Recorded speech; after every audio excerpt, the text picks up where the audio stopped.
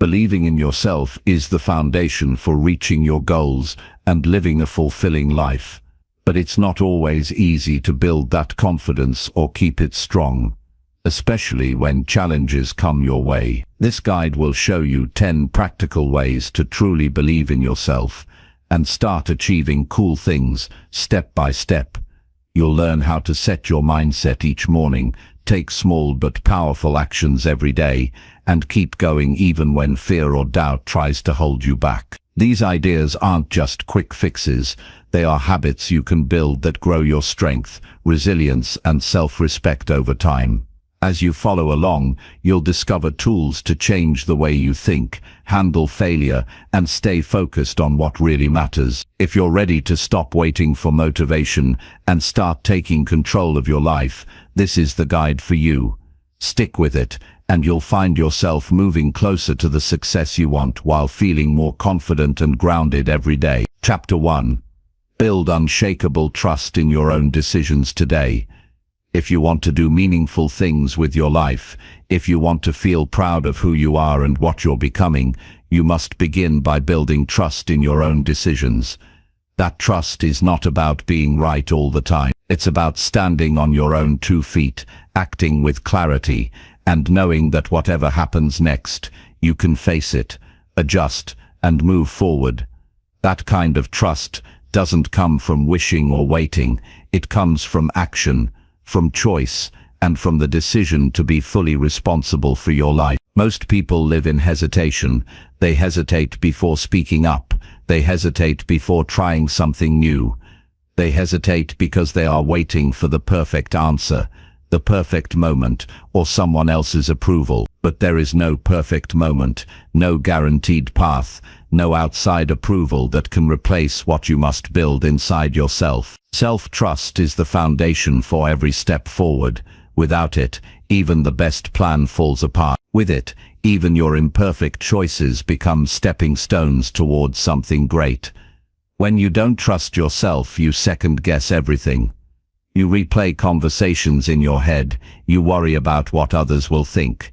You freeze in moments that require boldness. You look outward for answers that only live inside you, and over time, that erodes your confidence. You begin to believe that you aren't capable, that you aren't wise enough, strong enough, or ready enough. But the truth is, the longer you stay stuck in that place, the harder it becomes to move. So if you want to build unshakable trust in your own decisions, you must begin today, not when you feel ready, not when everything lines up perfectly. You start where you are. You begin by paying attention to the small choices you make every single day. What time do you wake up? How do you spend your first hour? What do you say yes to? What do you tolerate? Each of those decisions reflects who you believe you are and who you're becoming. And if you want to strengthen that trust, you must take ownership of them. That begins with clarity. You cannot trust your decisions if you are unclear about what you value, what you want, and what you stand for. Clarity is not about having a perfect plan. It's about knowing what matters to you, so that when choices arise, you aren't swayed by fear, pressure, or noise. Clarity allows you to act with integrity. It's what keeps you grounded when the world gets loud. Take time to write down what matters most to you. Be honest. Don't filter it through what you think sounds good. Identify what you care about, what you're working toward, and what kind of person you want to be. Once you have clarity, you must practice. Self-trust grows through repeated action. You don't build it once and keep it forever. You build it by showing up for yourself again and again. Start with small things. Decide what time you'll go to bed, and stick to it. Decide to take care of your health, and follow through. Decide to speak up in the meeting, and do it even if your voice shakes. Every time you follow through, you build evidence. That evidence rewires how you see yourself. You begin to believe that you are the kind of person who follows through. That belief is what creates unshakable trust. It's important to understand that trusting yourself doesn't mean always making the right choice. Sometimes you'll be wrong. Sometimes you'll stumble. Sometimes you'll wish you had done things differently. That doesn't mean you can't trust yourself. It means you're human. The goal is not perfection. The goal is ownership. Did you learn from it? Did you take responsibility? Did you keep going? That's what matters. People who trust themselves don't avoid mistakes. They learn how to grow from them. You'll also need to stop outsourcing your power when you're constantly asking for others' opinions, constantly comparing your path to someone else's, constantly waiting for reassurance. You are training yourself to believe that you can't decide. And that message runs deep. It eats away at your ability to feel grounded. So the next time you find yourself asking 10 people what to do, pause, ask yourself instead, what feels right for you? What direction aligns with your values? What decision can you own fully and completely? This kind of ownership requires courage, because sometimes the answer that feels right for you won't make sense to others. Sometimes it won't be popular. Sometimes it will require you to walk alone for a while. But that's the price of self-trust. You must be willing to live in alignment with your values, even when it's uncomfortable. You must be willing to make decisions that others don't understand. You must be willing to believe in your inner compass more than you believe in the opinions of people who are not living your life. You'll also need to deal with the fear of making the wrong choice. That fear is normal, but it's also not a reason to freeze. The truth is, most of your decisions are not final. You can adjust. You can learn. You can try again. What paralyzes people is the belief that one wrong choice will ruin everything. But life is more flexible than that. You are more resilient than that. Trust is not built in the absence of fear. It is built when you act in spite of it. And remember, every time you delay a decision, every time you avoid stepping forward, you tell yourself that you're not capable. You reinforce the idea that you can't handle it, and that message becomes louder each time. If you want to reverse that pattern, you must take action. Even small steps matter. Make the phone call, write the email, start the project, end the toxic relationship. Say what needs to be said. Choose something and move, because action is what builds trust. You can't think your way into confidence. You must act your way there. A big part of trusting yourself is also learning to quiet the noise. Your mind will fill with doubt, fear, and uncertainty. That's what minds do. But you don't have to obey every thought that shows up. You can pause. You can breathe. You can listen more deeply. What does your body say? What does your experience say? What does your heart know that your fear tries to hide? The more you practice listening to yourself, the clearer that voice becomes. And the more you listen, the more you'll realize that you don't need to be told what to do. You already know. If you want to develop unshakable trust, you must also be honest with yourself. You can't build trust on lies, even if those lies feel comfortable. If you're avoiding something, admit it. If you've been procrastinating, face it. If you've made excuses, own them. That level of honesty is what builds a solid foundation. Self-trust doesn't come from pretending. It comes from living with truth and discipline. That truth might be uncomfortable at first, but it will set you free. Another way to build trust is to reflect on your past. Look back at moments when you made a decision, took a risk, or stood up for something. How did it feel? What did you learn? What strengths did you show? What did that moment teach you about who you are? You've already survived more than you give yourself credit for. You've already made decisions that shaped your life. Remind yourself of that. Use your own story as proof that you are capable of deciding well, growing strong, and rising again. And remember, trust is a relationship. Just like you build trust with a friend by showing up, being consistent, and being honest, you build trust with yourself in the same way. Show up, Be consistent, be honest, do what you said you would do. That's how the bond deepens. That's how you create a sense of inner peace that doesn't depend on outside validation. There will be times when things don't go as planned, when you follow your instincts and the outcome still feels messy or painful. But even then, self-trust can remain, because trust is not based on getting it right. It's based on knowing you did what felt right for you at the time. It's based on knowing you will face whatever comes next with strength and grace. And if it needs to be corrected, you'll correct it. If you need to learn, you'll learn. If you need to begin again, you will. That kind of trust is powerful. It changes how you walk into rooms. It changes how you handle challenges. It changes how you pursue your goals. Because when you trust yourself, you don't waste time second-guessing. You don't shrink. You don't ask for permission. You move. You speak. You try. And that movement opens doors. That effort builds momentum. That courage transforms your life.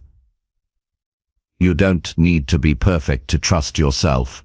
You don't need a flawless track record. You need to decide again and again that you are worth believing in, that your voice matters, that your choices count, that your life is yours to lead. And you need to prove that to yourself. Not once, but every day. Start today. Choose something simple that you've been avoiding. Make the decision. Take the step. Follow through. Then do it again tomorrow, and the day after that. With each step, that trust grows. With each step, you become stronger. With each step, you build the life that's waiting for you. One decision at a time. Chapter 2. Start each morning by choosing your own mindset. The way you start your morning shapes everything that follows. Your thoughts, when you wake up, are not just random feelings. They are signals. They influence your energy, your focus, and the way you carry yourself into the day. Most people don't realize this. They open their eyes and immediately reach for their phones. They start reacting, emails, notifications, other people's priorities. From the very first minute, they give away their power without even noticing. But if you want to believe in yourself and achieve meaningful things, you must do something different. You must begin your day by choosing your own mindset. Choosing your mindset doesn't mean forcing a fake smile or pretending everything is perfect. It means deciding what you want to stand for before the world tells you who to be. It means asking yourself, what kind of day do I want to create, and who do I want to be in the face of everything that comes my way? That one decision made first thing in the morning can change the way you think, feel, and act for the rest of the day. It gives you control. It reminds you that you are the one steering your life. There are two ways to live. One is reactive. You wait to see what the world throws at you, and then you respond. The other is intentional. You set your mind first, and then you meet the world on your terms. The first leaves you feeling overwhelmed, defensive, tired. The second gives you focus, resilience, and power. And the difference between the two often begins with how you handle the first 10 minutes of your morning. That small window before the noise, before the distractions, before the demands, is your opportunity to choose how you want to think. You have to train yourself to slow down in those moments. Don't rush. Don't jump into busyness. Wake up and sit quietly, even if just for a few minutes. Ask yourself what matters today. What deserves your energy? What thoughts will serve you, and what thoughts you need to let go of? If you start your day thinking you're behind, that today is going to be stressful, or that you're not ready for what's ahead, you carry that energy into everything, and that mindset will shape how you speak, how you make decisions, and how you treat yourself. But if you begin your day grounded, centered, and clear, your behavior changes. You approach challenges with more patience. You speak with more confidence. You stop reacting emotionally and start responding intentionally. It doesn't mean the day will be perfect. It means you will be more prepared. The truth is, Life will always be unpredictable. You can't control every event, but you can choose how you'll meet it, and that choice starts with your mindset each morning. This is why morning routines matter, not because of the routine itself, but because of what it trains in you. It trains discipline, it trains awareness, it trains you to show up for yourself before the world asks anything of you. You don't need a complicated routine, you don't need to wake up at 5 a.m. and run 10 miles, but you do need to give yourself space. Even 10 minutes of quiet, of reflection, of setting your mind, can change the entire trajectory of your day. Start simple. Before checking your phone, take a moment to ask, what do I need most today? Is it focus, patience, courage, kindness? Whatever it is, say it out loud. Claim, let your mind hear your intention. Then ask yourself, what is one thing I can do today to practice this? That question turns your mindset into action. It gives you a clear reason to move forward, even when the day gets hard. If you wake up with anxiety or self-doubt, that's okay. Don't ignore it. But don't let it rule you either. Acknowledge it, then shift. Say to yourself, this thought is here, but it doesn't define my day. Then redirect your focus. Ask yourself, what can I focus on instead that makes me stronger? This isn't about pretending negative thoughts don't exist. It's about choosing where to place your energy. You are not the voice of doubt in your mind. You are the one who hears it, and you can decide whether to believe it or not. Another powerful way to shape your morning mindset is through gratitude. When you start your day by noticing what's good in your life, you shift out of scarcity and into abundance. And from that place, you stop chasing worth. You start acting from it. You're no longer trying to prove yourself. You're simply showing up as someone who already knows they matter. That shift changes how you handle pressure, how you speak to others, and how you navigate uncertainty. You can also use your mornings to visualize, not in some magical way, but in a practical, grounded way. Picture how you want to handle today's challenges. Imagine yourself staying calm, speaking with confidence, keeping your focus. Visualizing this helps you feel more prepared. It trains your mind to expect success, not failure, and the more you practice it, the more natural it becomes. You begin to believe, not because someone told you to, but because you've seen yourself handle hard things, again and again. One of the most overlooked parts of mindset is language. What you say to yourself matters. If you wake up thinking, I'm so tired I can't do this, today's going to be awful, your body and actions will follow that script. But if you train yourself to say something more helpful, like today is a chance to grow, or I'm ready for whatever comes, you shift your mental state. This isn't about lying to yourself. It's about choosing words that move you forward instead of holding you back. Over time, your morning mindset becomes a habit. The more you practice setting it, the more automatic it feels. You begin to notice the days you skip it. Your thoughts feel more scattered, your emotions more reactive, your energy lower. But when you start your day with intention, you walk differently. You speak with purpose. You stay grounded even when things go sideways. You stop being a victim of your environment and start being the creator of it. It's easy to think mindset is some luxury, something people do when they have free time. But that's not true. Choosing your mindset is survival. It's how you stay steady in a chaotic world. It's how you keep your dignity when life gets hard. It's how you build the kind of self-belief that doesn't break under pressure, and that's not something you can afford to ignore. Because every day you don't choose your mindset, someone else will choose it for you. A stressful email, a negative comment, a memory from the past. Any of these can hijack your mind if you let them.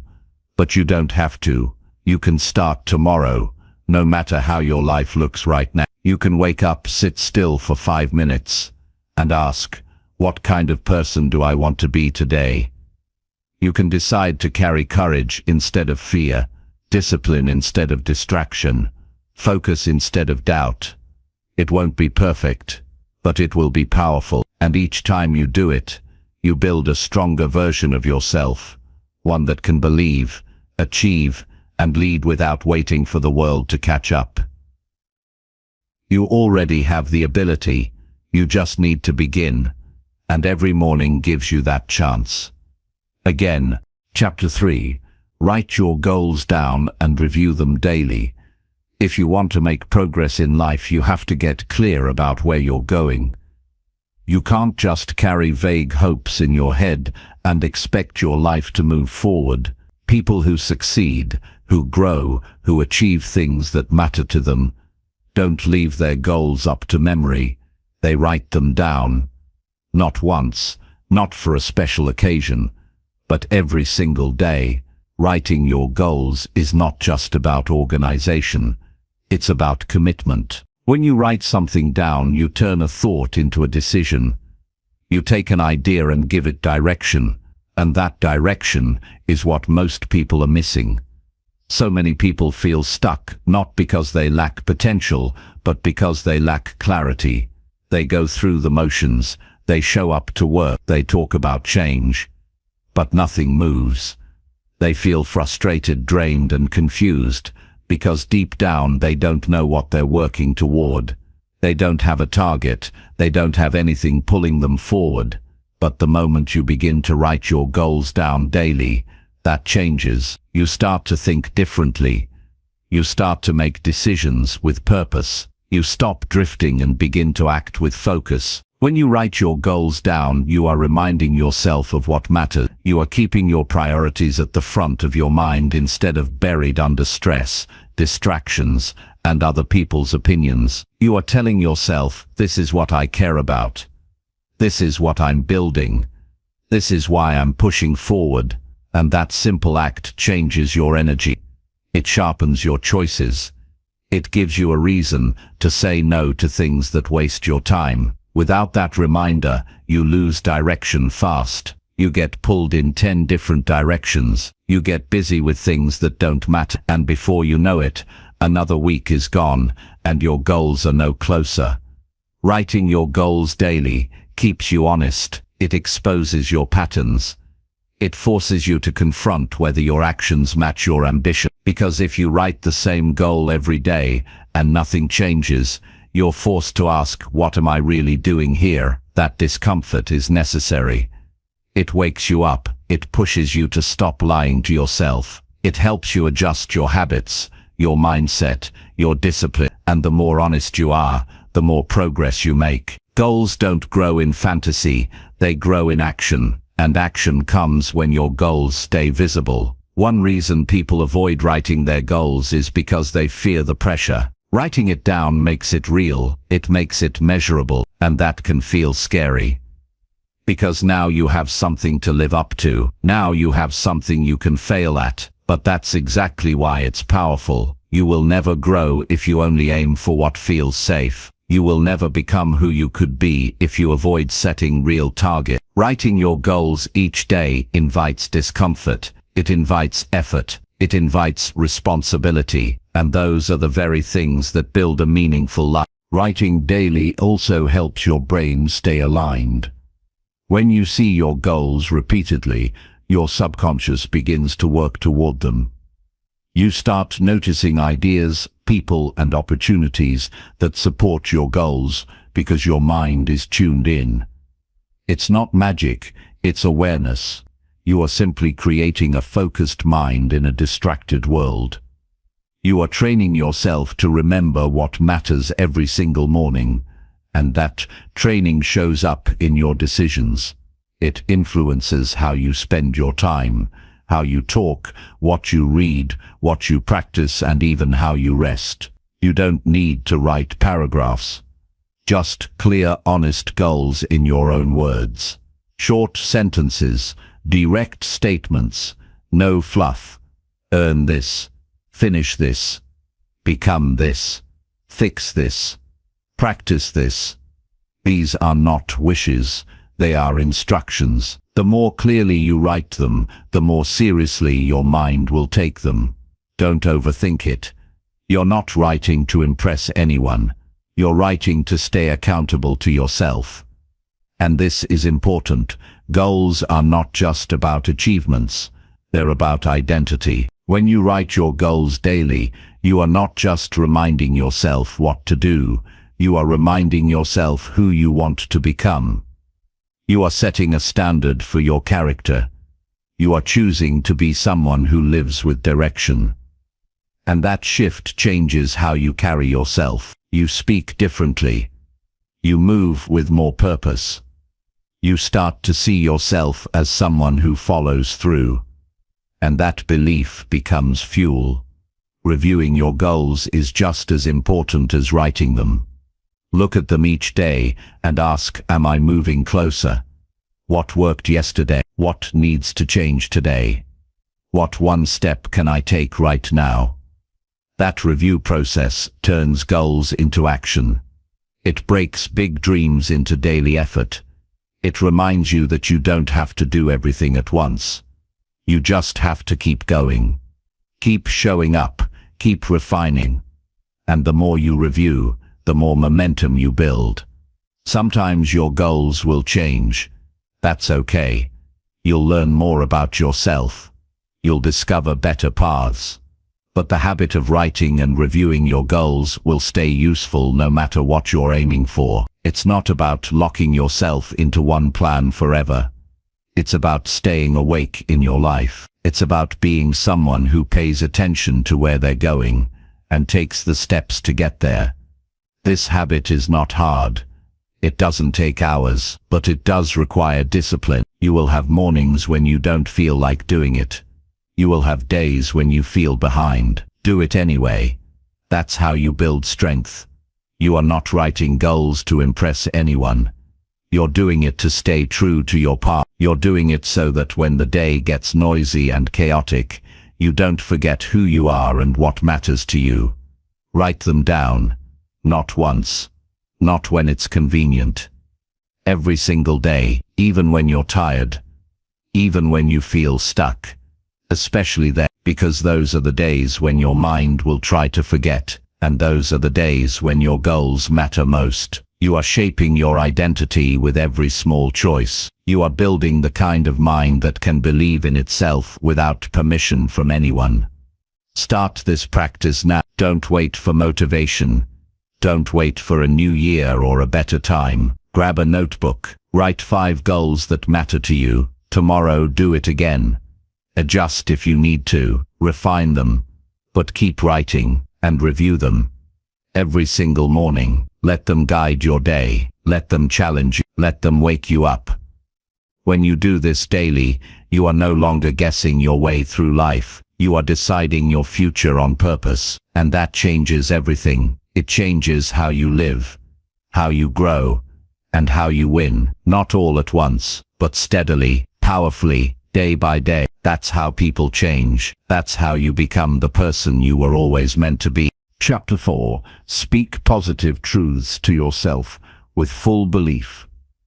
The words you speak to yourself shape your identity more than anything else.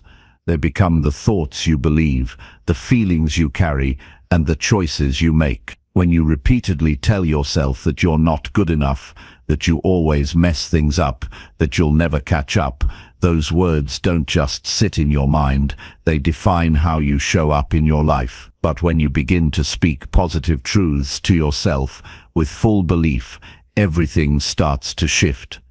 You don't wait for confidence to show up, you build it word by word from the inside out. You've been told many things over the years. Some of them were helpful, some of them were hurtful, some got stuck in your mind without you realizing it. Maybe someone once told you that you were lazy, or that you weren't smart enough, or that you didn't have what it takes.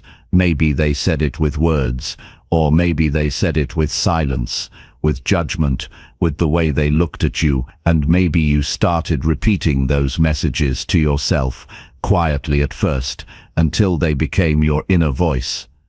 But just because something was said to you or about you doesn't mean it's true, and it definitely doesn't mean you have to keep repeating it. Your voice, the one in your mind, is the voice you hear the most.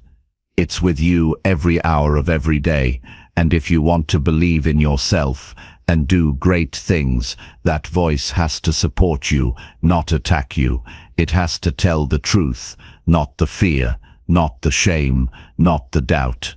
The truth that you are capable, that you can grow, that you've overcome things before, that you don't have to be perfect to make progress, that you are allowed to try again, speak up, show up, and live fully. But here's the key. You can't just say these words without meaning them. You have to believe what you're telling yourself, even if that belief starts small, even if it feels unfamiliar at first. You build belief by choosing what you say and repeating it until your mind adjusts. You don't need to convince yourself with loud hype or fake motivation. You need to speak what is real and empowering. You need to choose words that give you strength and direction, and you need to speak them like you mean them.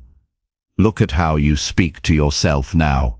Is it kind? Is it helpful? Would you speak to a friend that way? Would you talk to someone you love with the same criticism and pressure you put on yourself? Probably not. So why do you think you need to treat yourself like that to improve? Growth does not come from shame. It comes from truth paired with compassion. When you believe you are worthy of progress, you take better actions. When you believe you can handle discomfort, you stop running from hard things. When you believe you are enough, you stop chasing validation and start acting with purpose. You don't need to lie to yourself. You just need to be honest in a way that moves you forward. For example, instead of saying, "I never do anything right," you can say, "I'm still learning, but I've already come far." Instead of saying, "I can't handle this," you can say, "This is hard, but I've handled hard things before." Instead of saying, "I'll never be good at that," you can say, "I haven't mastered it yet, but I can improve." These are not empty affirmations. These are grounded truths, and they matter. You're not trying to ignore reality. You're trying to tell a better story, the full story. The story that includes your strength, your resilience, your ability to try again. When you speak positive truths with belief, you shift your focus from limitation to possibility. You stop asking, "What if I fail?" and start asking, "What can I learn?" You stop waiting for permission and start giving yourself the support you've always needed. This is how you become your own ally, not your enemy. Start practicing this every day. Speak out loud if you can. Write it down if that helps. Begin with a few sentences that reflect who you want to be and who you already are. Say things like, "I am growing every day. I am allowed to take up space. I am not behind. I am right where I need to be. I am building a strong and steady mind. I don't have to be perfect to be worthy." Say them slowly. Say them with full belief. Say them like you're planting seeds in your future self. Because you are, you're going to face hard days. You're going to have moments when the old voices return. Doubt will whisper. Fear will shout. But you don't have to agree. You can hear those thoughts and choose something different. You can interrupt them with your truth. You can say, "I see you, but I'm not staying there." And each time you do that, you weaken the grip of the old beliefs and strengthen your new foundation. You must remember that you are not broken. You are becoming. Every single person you admire had to go through the same process. They had to face their own self-doubt. They had to train their mind to think differently. They had to speak words of truth when it would have been easier to stay silent, and so do you. There is no shortcut, but there is a clear path, and it begins with how you speak to yourself. No one else can do this for you. You can receive advice, support and encouragement from others, but if your own voice is tearing you down, it won't stick. You must be the one to change your tone. You must be the one to protect your energy, your mindset, your self-image, and you must be willing to do it daily. Not once, not just when you feel inspired, but every day, especially when it's hard. Because that's when it counts the most. You are not too late. You are not too far gone. You are not too weak to begin. You are a person with thoughts, choices, and the ability to shape what happens next. Speak like it. Act like it. Live like it. Not because someone else said you could, but because you decided to believe in yourself. Your words are your power. Use them to build. Use them to rise. Use them to break cycles and begin again. Speak the truth that strengthens you, and say it with your whole heart. You don't need to wait until you feel like you're ready. You don't need everything to be perfect. You just need to begin. Today. Right now. With one sentence, spoken with belief. Then another, and another, until your words become your reality. Until your mind becomes your ally. Until your belief becomes your way of life. Chapter 5. Do hard things even when fear tries stopping you. Fear will always show up when something matters. It will whisper that you're not ready, that you're not good enough, that you're not like the people who succeed. It will create doubts that feel so real you can almost hear them as facts. It will give you reasons to wait, to overthink, to shrink. And if you're not careful, you'll believe it. You'll hesitate. You'll tell yourself you'll try later when the timing is better or the fear is gone. But that's how people stay stuck for years. The truth is, the fear never fully goes away. If you wait until you're not scared to do the hard thing, you will wait forever. You don't need to get rid of fear. You need to move anyway. You need to see fear not as a stop sign, but as proof that what you're about to do matters. Doing hard things is what builds belief. Not wishing, not reading, not planning forever. Action is what changes you. And hard things are the gateway to the version of yourself you haven't met yet. They demand something deeper from you. They stretch your confidence, test your mindset, and force you to become more focused and honest. That pressure is how growth happens. Hard things are different for everyone. For some people, it's standing up and speaking the truth. For others, it's walking away from a safe but empty life. It could be starting over, learning something completely new, making a painful decision, setting a strong boundary, or taking a risk that might not work out. Whatever the challenge is for you, you already know it. It's the thing you've been avoiding, the thing you keep talking about but never doing. The thing that lives in the back of your mind as unfinished business. And the longer you avoid it, the heavier it feels. But you don't overcome fear by arguing with it. You overcome it by stepping into action before the fear has a chance to stop you. You take one step, then another. Not because the fear has disappeared, but because you are no longer willing to let it lead your life.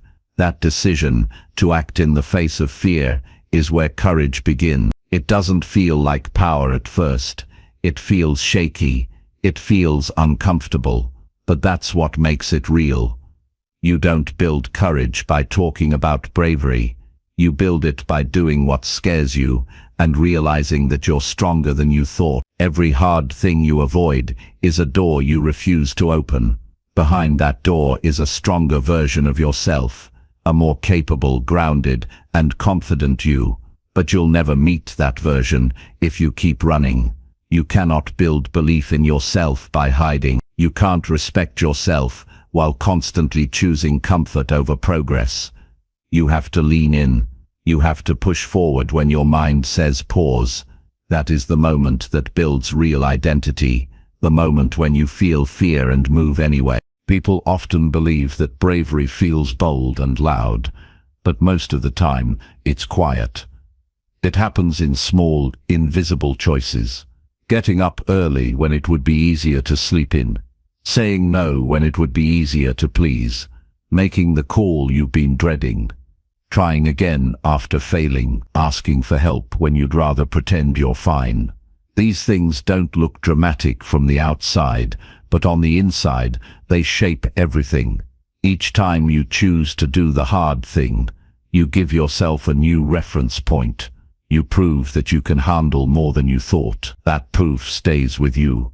Fear can't hold you back unless you cooperate with it, and cooperation often looks like excuses. Telling yourself you need more time, more clarity, more preparation, but you don't need more time, you need more truth. And the truth is, you already know what you need to do. It's the thing that keeps resurfacing, the one that bothers you because you haven't faced it yet. That thing is not going away. The only way past it is through it.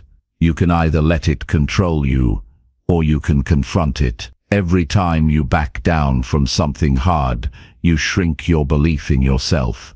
You send a message to your mind that fear is in control, and your mind listens. It becomes harder to act the next time. You start thinking of yourself as someone who avoids discomfort, and the longer you live that way, the more you forget what you're capable of. But the moment you step into the fear, everything changes. You start to remember who you are. You remember that you are not fragile. You remember that progress and fear can coexist, and that you don't need to feel ready to begin. This is why doing hard things matters, not because they look impressive, but because they give you back your strength. They remind you that you are the one in charge of your growth. You stop waiting for life to get easier. You stop waiting for confidence to magically appear. You start creating your own momentum. You start trusting yourself, not because you always succeed, but because you keep showing up. Some hard things will take time. They won't be solved in one move. That's okay. What matters is that you keep going. One difficult conversation, one honest step, one brave choice. That's how people change. Not all at once, but piece by piece. And over time, fear loses its grip. Not because it disappears, but because you stop letting it control the steering wheel. You learn to hear fear and keep walking anyway. If you want a different life, you have to earn it. And that means choosing hard things on purpose. Not punishing yourself, not forcing constant struggle, but welcoming growth over ease. Because ease never made anyone stronger, and comfort never taught anyone how to lead. Growth comes from resistance. Confidence comes from repetition. And peace comes from knowing that you've faced what you once avoided. There will always be an easier path, one that asks less from you, one that keeps you safe but small. But if you choose that path too often, you start to feel stuck, restless, disconnected from your own potential. That's the price of avoiding hard things. You stay the same. But if you want to move forward, you have to take the other path. The one that asks for courage, the one that demands discipline, the one that calls you to rise. You don't need to feel fearless. You just need to stop letting fear make your choices. You need to decide right now that your goals matter more than your comfort, that your growth matters more than your excuses, that your future deserves the best of you. Not just when it's easy, but especially when it's hard. You are capable of doing hard things. You have done hard things before. You will do them again. And each time, you will grow stronger, wiser, more prepared for the next challenge. That strength is already in you. You just need to use it. Start today. Face one hard thing. Take one brave step. Prove to yourself that fear doesn't run your life anymore. Let your actions show the world and yourself that you're not here to hide. You're here to rise. Chapter 6. Take small daily steps that prove your worth. Your worth is not something you find out in a single moment. It's not something someone else can hand to you. It's not a feeling that shows up one day and stays forever. Your worth is something you prove to yourself day by day through small and honest actions.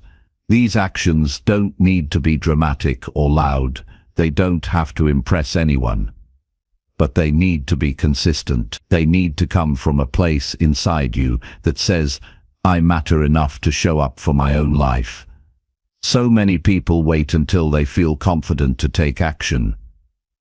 But that's not how confidence works. You don't wait for belief, you build it. You build it by doing the small things, even when no one is watching. You build it by keeping your promises to yourself.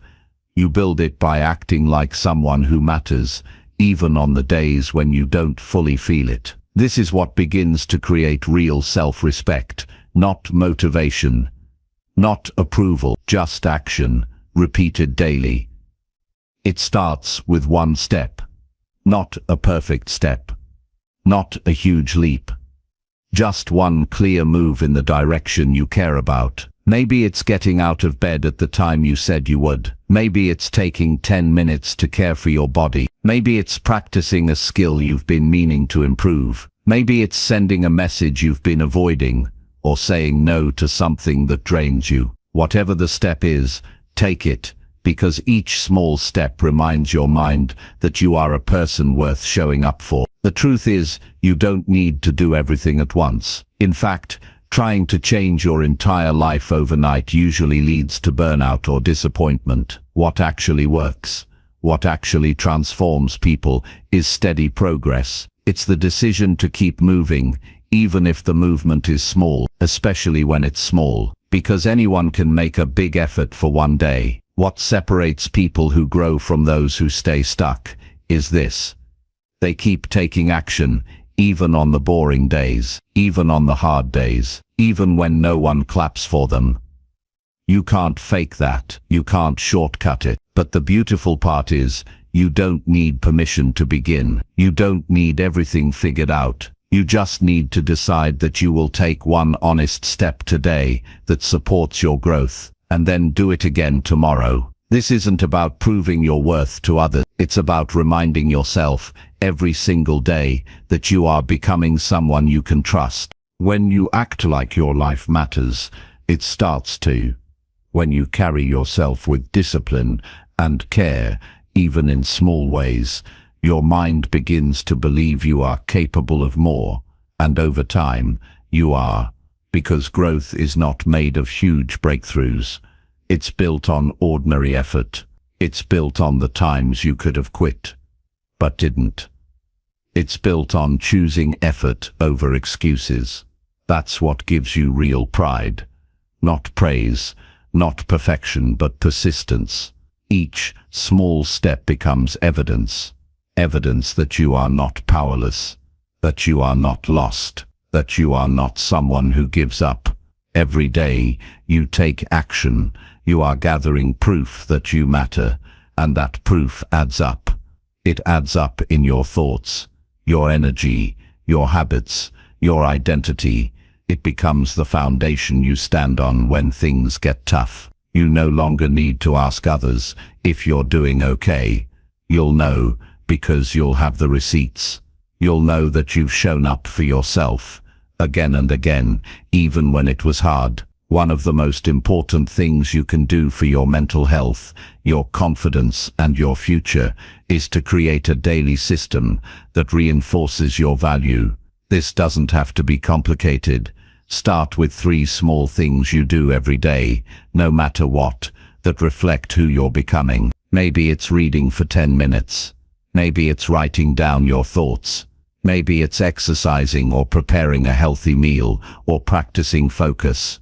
Whatever it is, let it be a non-negotiable. Not because you're chasing perfection, but because you're proving to yourself that you're committed. You'll be tempted to skip some days. Life will get busy. You'll feel tired or distracted or discouraged. But those are the exact days when it matters most. Those are the days when discipline is stronger than motivation. Those are the days when following through carries more weight, because you're doing it even when it's uncomfortable. You're not chasing a feeling, you're building a habit. And those habits slowly build a person who walks with quiet pride. Most people overestimate what they can do in a day, underestimate what they can do in a year. But if you take one meaningful step each day, you will become a completely different person in 12 months. Not because you forced it, but because you earned it. And every step you took will stay with you. That's how trust is built. That's how belief becomes unshakable. Don't wait for someone to recognize your effort. Don't wait to feel inspired. Take the step because it's who you want to be. Take the step because your future depends on it. Take the step because every time you act with purpose, you strengthen your mind. You become someone who leads instead of follows. Someone who creates instead of reacts. Someone who lives instead of watches from the sidelines. You may not see progress every day. You may not feel different every week. But keep going, because something deeper is happening. You're changing from the inside out. You're building a relationship with yourself that is rooted in respect, not results. And that relationship will guide you through anything. You'll stop needing to prove your worth through other people's opinions. You'll stop waiting to feel confident. You'll start doing the work that makes you proud. This is your life. No one else is coming to do it for you. No one else knows what matters to you as much as you do. So show up, not because everything is perfect, not because you feel unstoppable, but because you're done waiting. You're done making excuses. You're done pretending that small steps don't matter. They do. They matter more than anything else. Start today. Choose one thing that proves you care about your future. Do it with intention. Then do it again tomorrow. Keep doing it until it becomes part of who you are. Let every small action speak a louder truth than your fear. Let every step tell you what you're worth. Not in theory, not in words, but in practice, in effort, in real life. Because the person who takes small daily steps with purpose is the person who becomes powerful beyond what they once believed possible, and that person is you. Chapter 7. Surround yourself with people who build you up. The people you keep close shape the way you see yourself. They affect your mood, your thoughts, your ambition, and your standards. You may not always notice it right away, but over time, their energy either lifts you higher or slowly wears you down. That's why one of the most important things you can do for your growth is to be intentional about who you allow into your life. Not everyone deserves a front row seat in your journey. Some people only take, others compete. Some dismiss your progress or make your dreams feel too big. And if you're not careful, you start shrinking to fit into spaces you've outgrown. You start doubting what used to feel possible. You begin carrying other people's fear as if it's your own. But you don't have to live like that. You can choose to create a circle that reflects the person you're becoming, not the one you've been trying to leave behind. You can surround yourself with people who build you up in small but powerful ways. People who see your effort and respect it. People who don't need you to pretend or prove anything. People who challenge you to rise without making you feel like you're never enough. These people exist. They're not perfect, but they're real. And when you find them, you'll feel it. You'll feel more like yourself around them. You'll feel encouraged instead of drained. You'll leave the conversation clearer, lighter, and more motivated. That kind of environment matters. It's not about using others to feel good. It's about aligning your energy with people who remind you what you're capable of. Growth is hard enough on its own. You don't need voices around you that make it harder. You don't need people who mock your discipline, downplay your dreams, or stay silent when you succeed. You need support that is steady, honest, and rooted in mutual respect. You need people who clap for you when you win, and remind you of your strength when you fall. You become like the people you spend time with. Their standards start to influence yours. If you're around people who avoid growth, you'll be tempted to settle. If you're around people who constantly complain, you'll start to see everything as a problem. If you're around people who make excuses, you'll start to believe discipline doesn't matter. But if you're around people who challenge themselves, you'll raise your bar. If you're around people who take ownership of their life, you'll feel inspired to do the same. That's not motivation, it's environment. And environment is one of the most powerful forces in shaping your future. Choosing the right people means paying attention to how you feel after spending time with them. Do you feel more grounded, more capable, more seen? Or do you feel like you have to filter yourself just to be accepted? Do you feel safe to speak about your goals, or do you hide them to avoid judgment? These are not small questions. They reveal the quality of your connection, and the quality of your connections often determines the quality of your mindset. You don't need a huge circle. You don't need to be liked by everyone. What you need are a few solid people who get it. People who listen without rushing to fix you. People who don't make your challenges about them. People who can celebrate your wins without making it a competition. These are the kinds of relationships that fuel growth. They give you a mirror that reflects your best side. They keep you anchored when life gets messy. But you also have to be that person for others. You can't expect support if you don't give it. Show up for people with presence. Don't disappear when they succeed. Don't make everything about yourself. Be honest, be kind, and be consistent. Real support is not about giving people advice all the time. Sometimes it's just sitting with them in silence. Sometimes it's reminding them of their progress when they forget. Sometimes it's just showing up without needing recognition. When you create that kind of energy, you attract the same. If your current environment is filled with negativity, start adjusting it one relationship at a time. You don't need to cut everyone off immediately, but you do need to create boundaries. You can love someone and still limit your time with them. You can care about someone and still choose peace over constant tension. Boundaries are not about being rude. They're about protecting your focus and your mental health. You're not here to fix everyone. You're here to grow, and not everyone is meant to grow with you. As you change, your relationships will change too. Some people won't understand your new mindset. They'll say you've changed, like it's a bad thing. But you have changed. You've decided to live with more intention. You've decided to take ownership of your future, and not everyone will celebrate that. Let them go, or let them watch. But don't let them stop you. You don't need to explain your path to anyone who's not willing to walk with you. You will outgrow some people. That's part of growth. It's painful sometimes, but it's necessary. Holding on to every connection just because of history keeps you stuck in places you've already moved past. Don't stay small to make others comfortable. Don't water yourself down to keep the peace. The right people won't be threatened by your growth. They'll be inspired by it. And if they're not, that's your signal to move forward. Building a strong circle takes time, but you can start now. Start by becoming someone who adds value to every room you enter. Start by being honest about what you need in your relationships. Start by letting go of people who keep you in old patterns. Start by reaching out to those who challenge you to be better. You don't need to beg for support. You just need to be brave enough to demand better for yourself and from the people you keep close. Your circle is either pulling you forward or holding you back. Choose people who build you up, not just with words, but with their example. People who don't just talk about growth, but live it.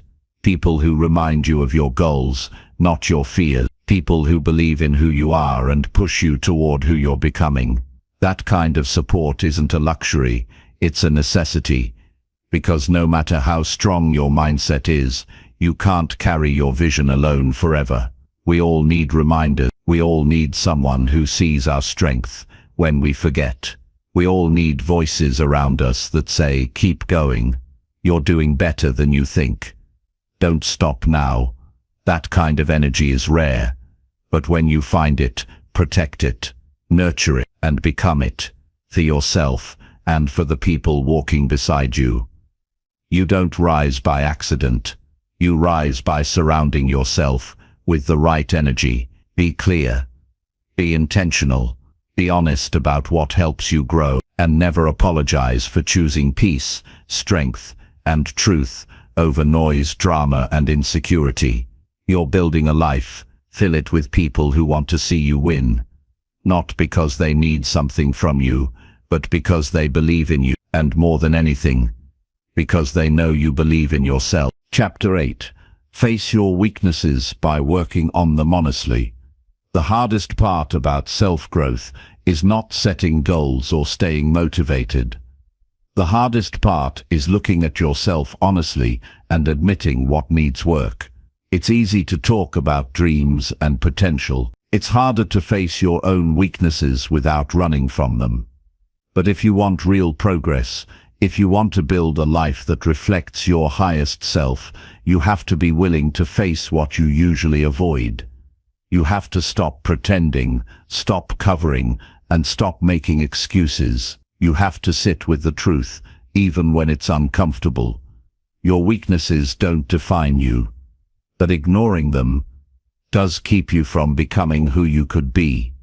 Everyone has blind spots, habits that hold them back, reactions that cause damage, and patterns that get in the way. You are not broken because you struggle.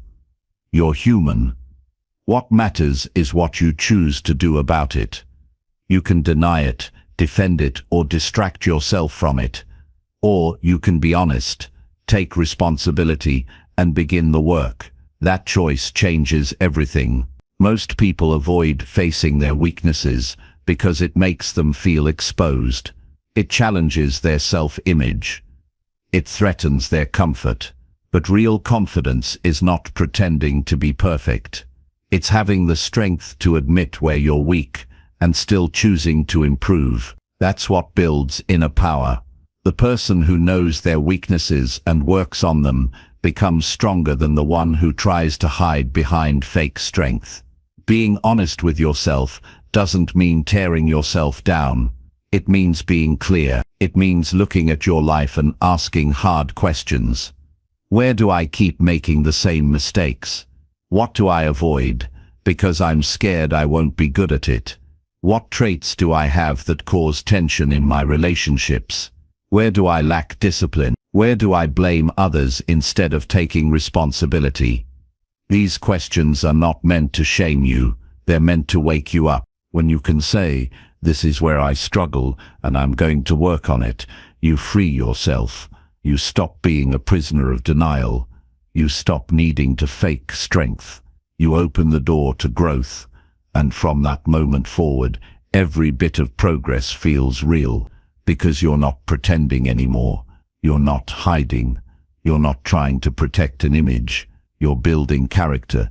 Working on your weaknesses means creating habits that make you stronger in specific ways. If you're impatient, start practicing pause and self-awareness before reacting. If you're inconsistent, build a structure that makes you show up every day. If you're defensive, practice listening without interrupting. If you procrastinate, create small deadlines and finish things even when you don't feel like it. Change doesn't happen through self-hate. It happens through small, daily efforts, rooted in honesty. You don't have to fix everything at once. You just have to pick one area of weakness and begin improving it with intention. Track your progress. Notice your reactions. Adjust when you slip. Celebrate when you grow. The more you do this, the more you realize your weaknesses are not permanent flaws. They're signals. They're showing you where your work is. And where there is work, there is opportunity. You don't need to feel ashamed of your gaps. You need to feel responsible for filling them. There is a quiet confidence that comes from this kind of work. It's not loud or boastful. It's not about proving anything to anyone. It's the confidence of knowing that you are not afraid to face your own truth, that you are not fragile, that you are capable of real change. This type of confidence cannot be faked. It can only be earned through effort. People who are afraid to face their weaknesses often live behind excuses. They say things like, "That's just how I am," or "I've always been this way," or "It's not my fault."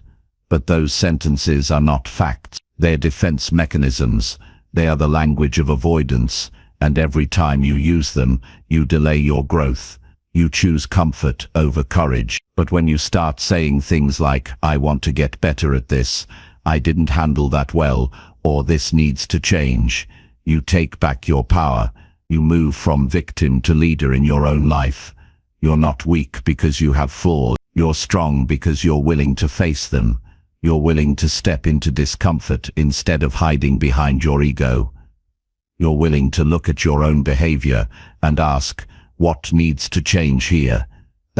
Most people spend their entire lives protecting their weaknesses instead of improving them. They build their lives around avoidance, and because of that they never truly evolve. You don't have to be one of those people. You can be the kind of person who confronts your gaps and turns them into strength. You can choose to be aware instead of blind, focused instead of distracted, accountable instead of defensive. You can create a life where every weakness you've had becomes a lesson, a skill, and a source of deeper strength. This kind of work is not always visible to others. No one will see you choosing not to react with anger. No one will see you waking up early to train consistency. No one will see you taking a deep breath instead of lashing out, but you'll know. And the person you become from those quiet efforts will be unshakable. Don't let the idea of improvement make you feel broken. Let it remind you that you're alive, that you care, that you still have time to become better. The people who grow the most are not the ones with perfect lives. They're the ones who stop lying to themselves. They're the ones who do the work in silence, with grit and humility. Every time you choose to face your weaknesses honestly, you shift the way you see yourself. You stop seeing yourself as a person limited by flaws and start seeing yourself as someone capable of transformation.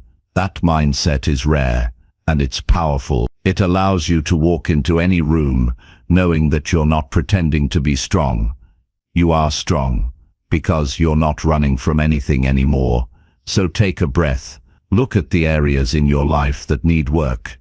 Pick one. Start small. Track your patterns.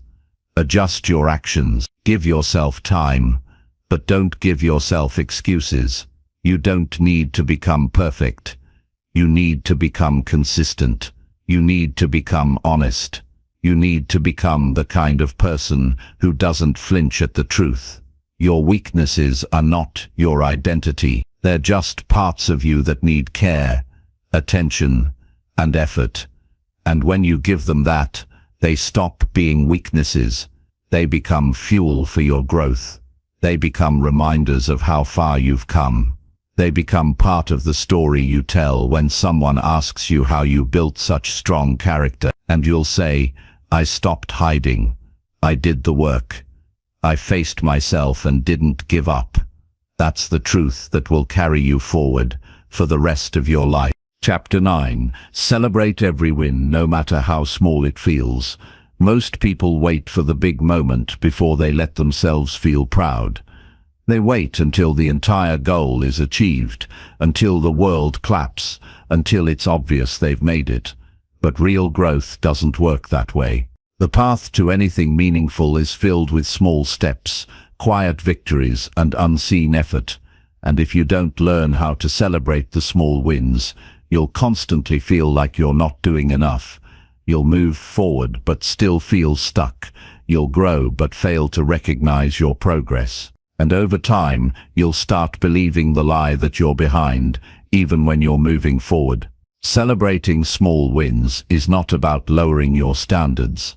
It's about honoring your process. Every day that you show up, every time you make a better choice, every moment you resist an old habit that matters, that is evidence of change. And if you don't learn to acknowledge it, you'll burn out trying to reach some future version of success that never feels close enough. You'll become addicted to outcomes and forget to notice transformation. That's how people give up, even when they're making progress. They don't see it because they don't stop to feel it. The truth is, you need those moments of recognition, not from others, from yourself. You need to be able to pause and say, "That was hard, and I did it anyway." You need to look at the small changes you've made and give yourself credit, because no one else knows what it took for you to get out of bed on a hard day. No one else saw the effort behind the discipline, the mental struggle behind the smile, the internal battle you won, just to stay safe. That's not small. That's everything. If you want to stay motivated, you can't just focus on the finish line. You need to build energy through momentum, and momentum is built by acknowledging forward movement, no matter how small it looks. It's not about pretending that everything is perfect. It's about noticing where it's better than it was yesterday. That shift in focus helps you feel progress, instead of only chasing it. When you celebrate small wins, you tell your brain that what you're doing matters. You create positive reinforcement. You build a connection between effort and reward. That makes it easier to keep going, because progress that feels good becomes sustainable. But when you ignore your own effort and focus only on what's missing, you slowly kill your motivation. You start asking, "What's the point?" Even when the point is right in front of you.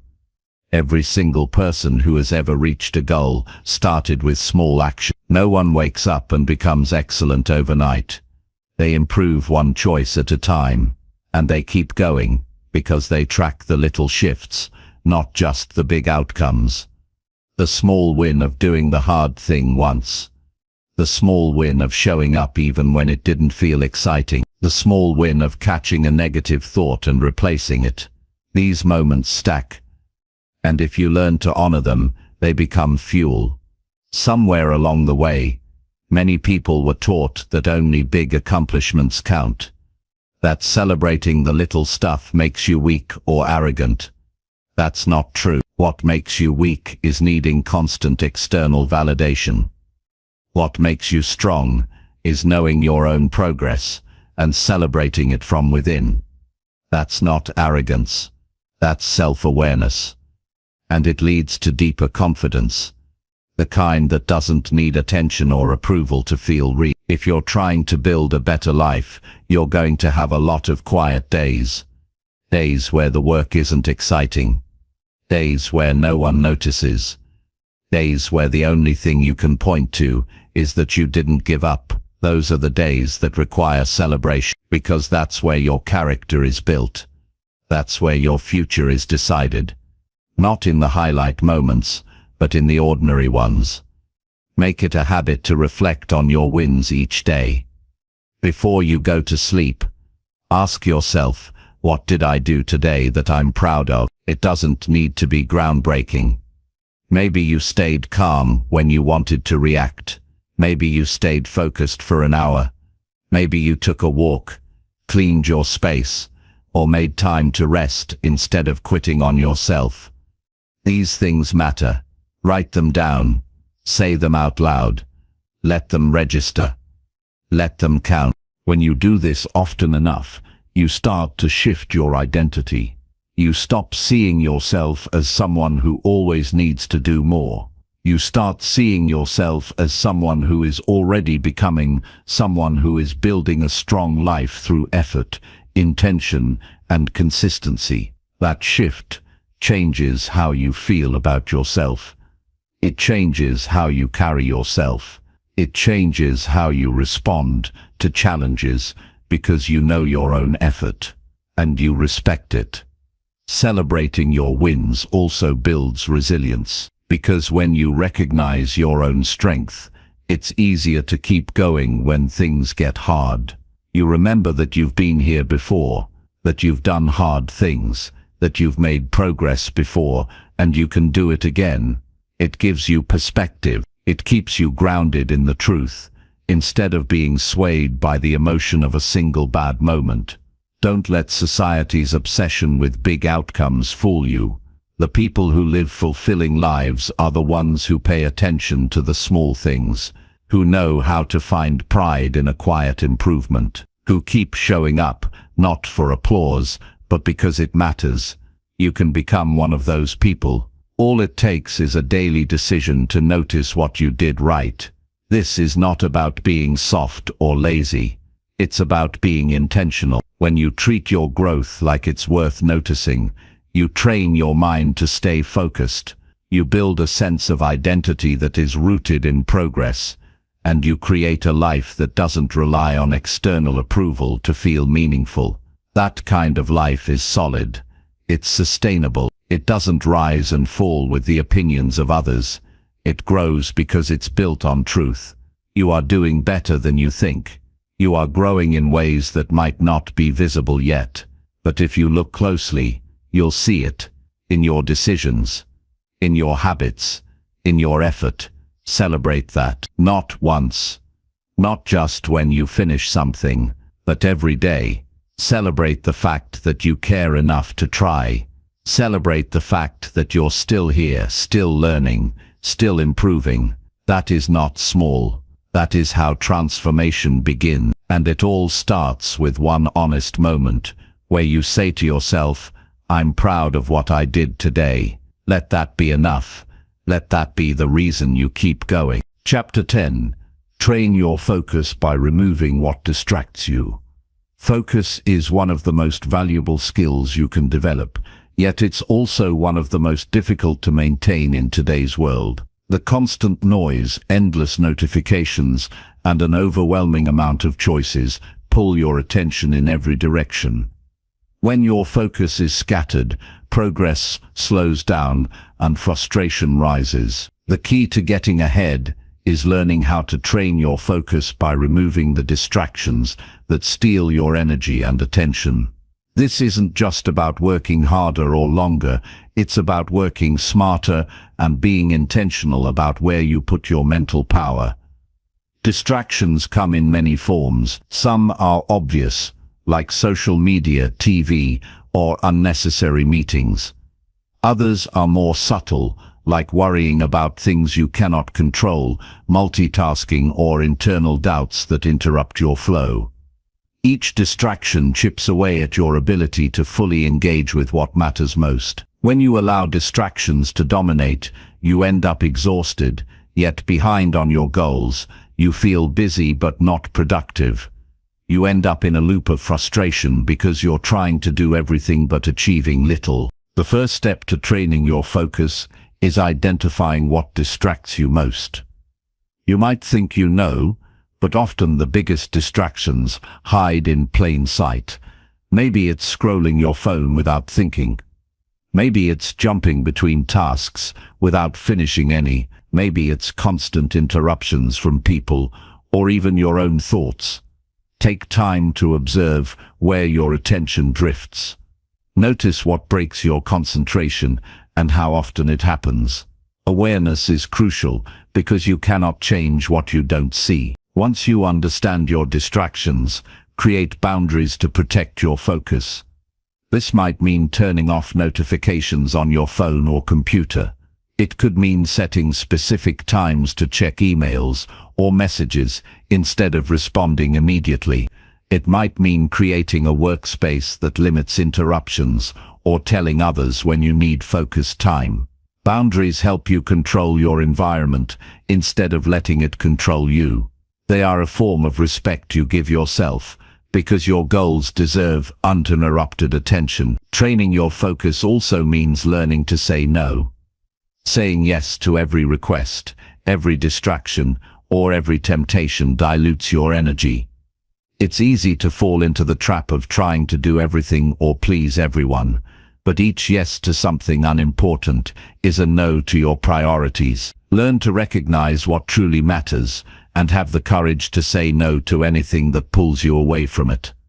This simple practice increases your capacity to concentrate on what makes a difference in your life. Another powerful way to improve your focus is to work in dedicated blocks of time. The human brain is not designed to sustain high levels of concentration for hours on end. Instead, it thrives in short bursts of deep work, followed by breaks. Use techniques like the Pomodoro method, where you focus intensely for 25 minutes and then rest for 5. These cycles allow your mind to refresh and prevent burnout. Over time, you'll notice your ability to concentrate improves and your work quality rises.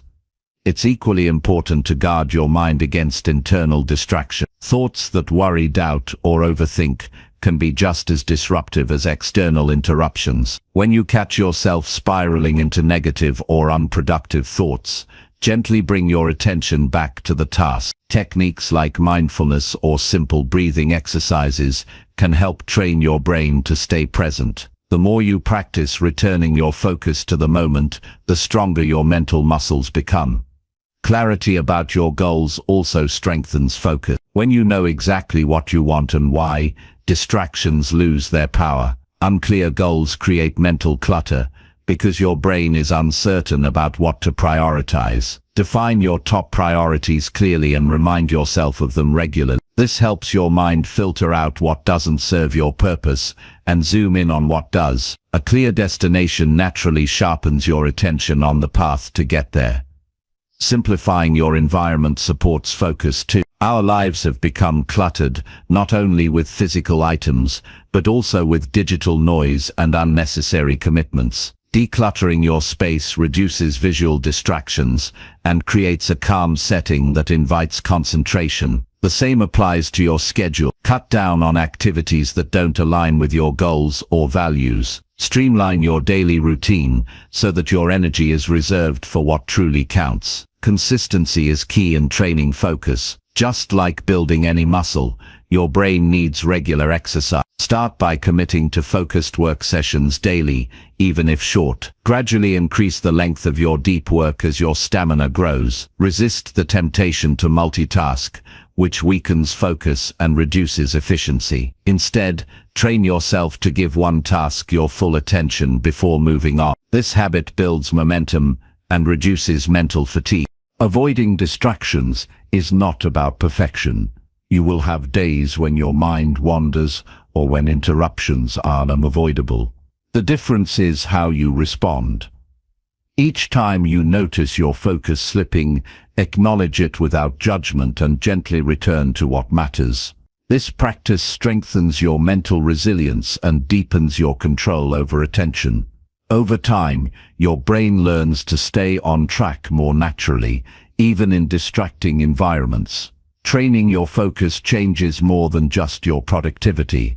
It affects your self-esteem, your decision-making, and your overall quality of life. When you can concentrate deeply, you feel more capable and less overwhelmed. You complete tasks faster and with better results. You create space for creativity and problem-solving. Your stress decreases because you're no longer scattered or reactive. Focus gives you the freedom to direct your energy instead of being pulled in every direction. Remember that your attention is a resource. How you spend it shapes your reality. Each time you allow distraction, you weaken your ability to live intentionally. Each time you protect your focus, you invest in your future. The best investment you can make is in training your mind to focus on what truly matters. Because when your focus is clear and strong, your goals come within reach faster and with greater satisfaction. Start by removing one distraction today. Turn off your phone notifications. Close the tabs you don't need. Set a timer for focused work. Tell someone you need uninterrupted time. Notice how it feels to concentrate without constant interruption. Then build from there. Train your focus like a muscle with patience, persistence, and clear intention. This skill will change how you live, work, and achieve. It will empower you to believe in yourself and accomplish the cool things you're meant to do. Chapter 11. Create powerful routines that support your real growth. Building a life of real growth requires more than just motivation or occasional bursts of effort. It demands consistent actions that become automatic routines that support the person you want to become, without requiring constant willpower. Powerful routines are the backbone of transformation because they create structure and predictability in an otherwise chaotic world. When your routines align with your goals and values, they serve as a steady engine propelling you forward, day after day. Many people misunderstand routines as rigid schedules or boring habits that limit freedom. In truth, the strongest routines are flexible enough to adapt, but consistent enough to anchor your progress. They remove decision fatigue by turning important actions into daily rituals that happen naturally. This frees your energy to focus on creativity, problem solving, and meaningful work rather than wasting it on wondering what to do next. Creating routines that genuinely support growth means carefully designing your day around your priorities, not distractions. Start by examining where you currently spend your time and energy. Identify habits that pull you away from growth and replace them with ones that bring you closer. Powerful routines aren't about doing everything at once. They're about making deliberate choices to improve key areas of your life consistently. This could be as simple as setting a morning ritual to center yourself before the day begins, or a nightly practice to review your progress and plan the next day. Small, consistent actions compound over time into massive change. The foundation of effective routines is intention. Each routine should have a clear purpose connected to your goals. Without that, routines become empty tasks that feel like chores. Ask yourself why a routine matters and how it supports the person you want to be. When your routines carry meaning, you're more likely to stick with them. They become acts of self-respect rather than obligations. This mindset shift is critical because it moves your routine from external pressure to internal commitment. Another key is simplicity. Overcomplicating routines leads to overwhelm and failure. Powerful routines focus on a few high-impact actions rather than a long list of tasks.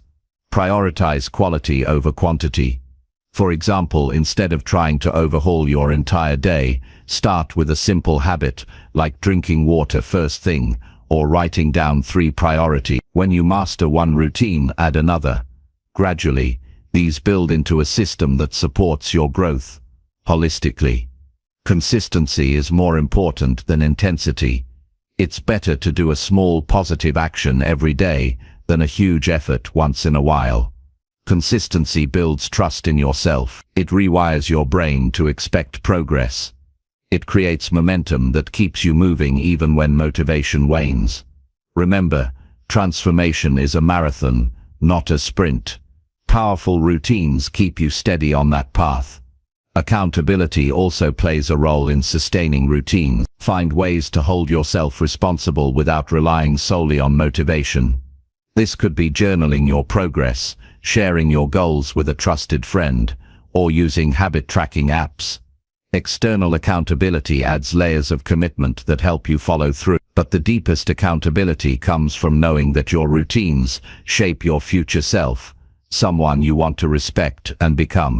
It's essential to be flexible and forgiving with your routines. Life will throw unexpected challenges, and rigid routines can feel like prisons when circumstances change.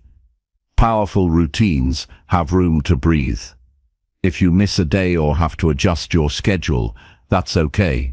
What matters is returning to your routine without guilt or judgment. This resilience ensures your progress continues even when life isn't perfect. Routines are also tools for managing your energy, not just your time. Pay attention to when you feel most alert and focused during the day. Schedule your most important growth activities during these peak periods. Use less demanding tasks for low-energy times.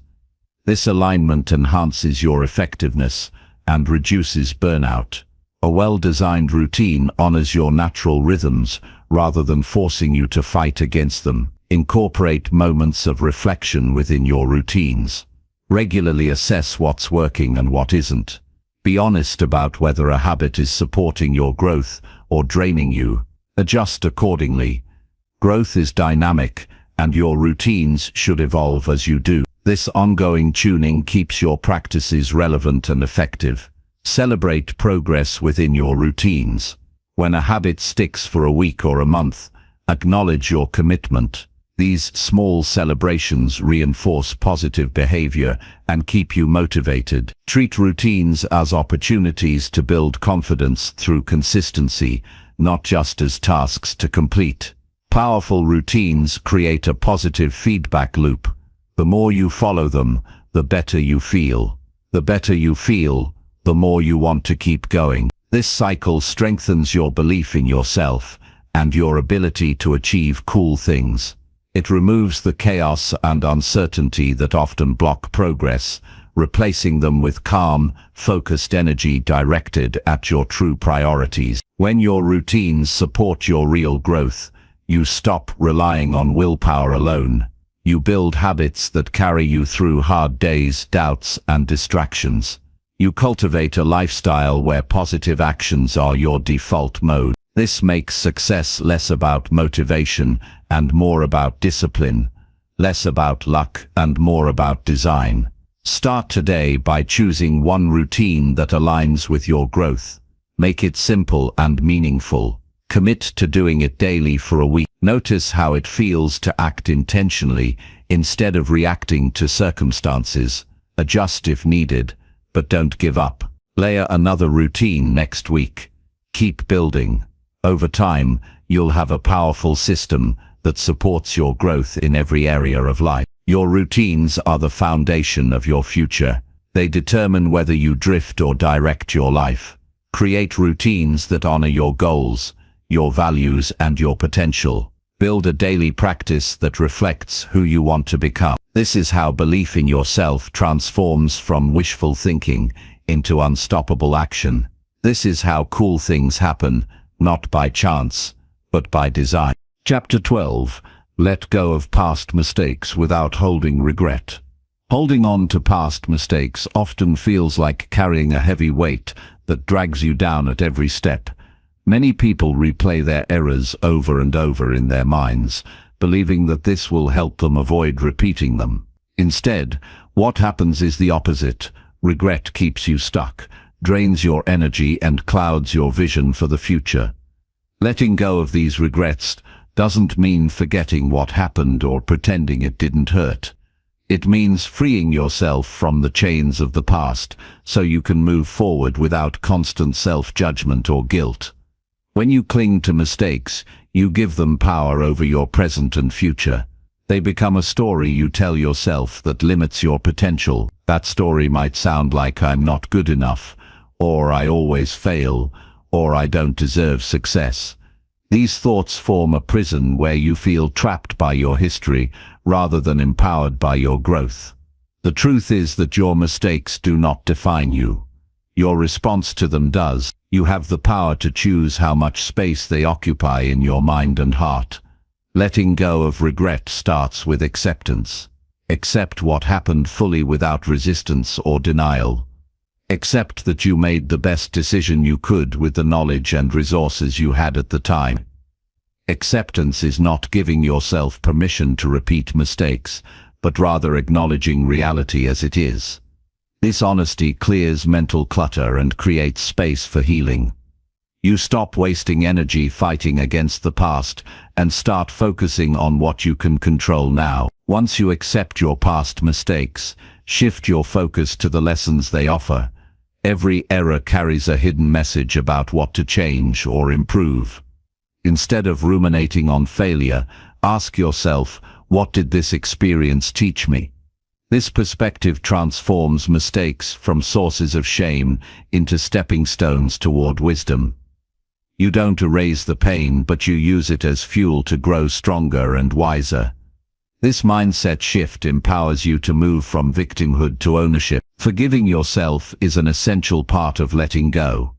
Self-forgiveness doesn't mean excusing bad behavior or avoiding responsibility. It means treating yourself with the same compassion you would offer a friend in pain. Understand that making mistakes is part of being human. You deserve kindness and patience as you learn and evolve. When you practice self-forgiveness, you break the cycle of harsh self-criticism that keeps regret alive.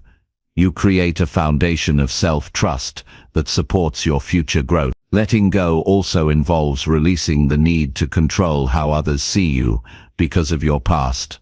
Often, regret is tied to fear of judgment or rejection. You worry that your mistakes make you unworthy of respect or love, but your worth is not determined by your history. It's determined by your inherent value as a person. When you stop defining yourself by your past, you reclaim your identity and freedom. You begin to show up authentically without fear that others will reject the real you. Another powerful step is to create new meaning around your past. Instead of seeing your mistakes as failures, view them as chapters in your growth story.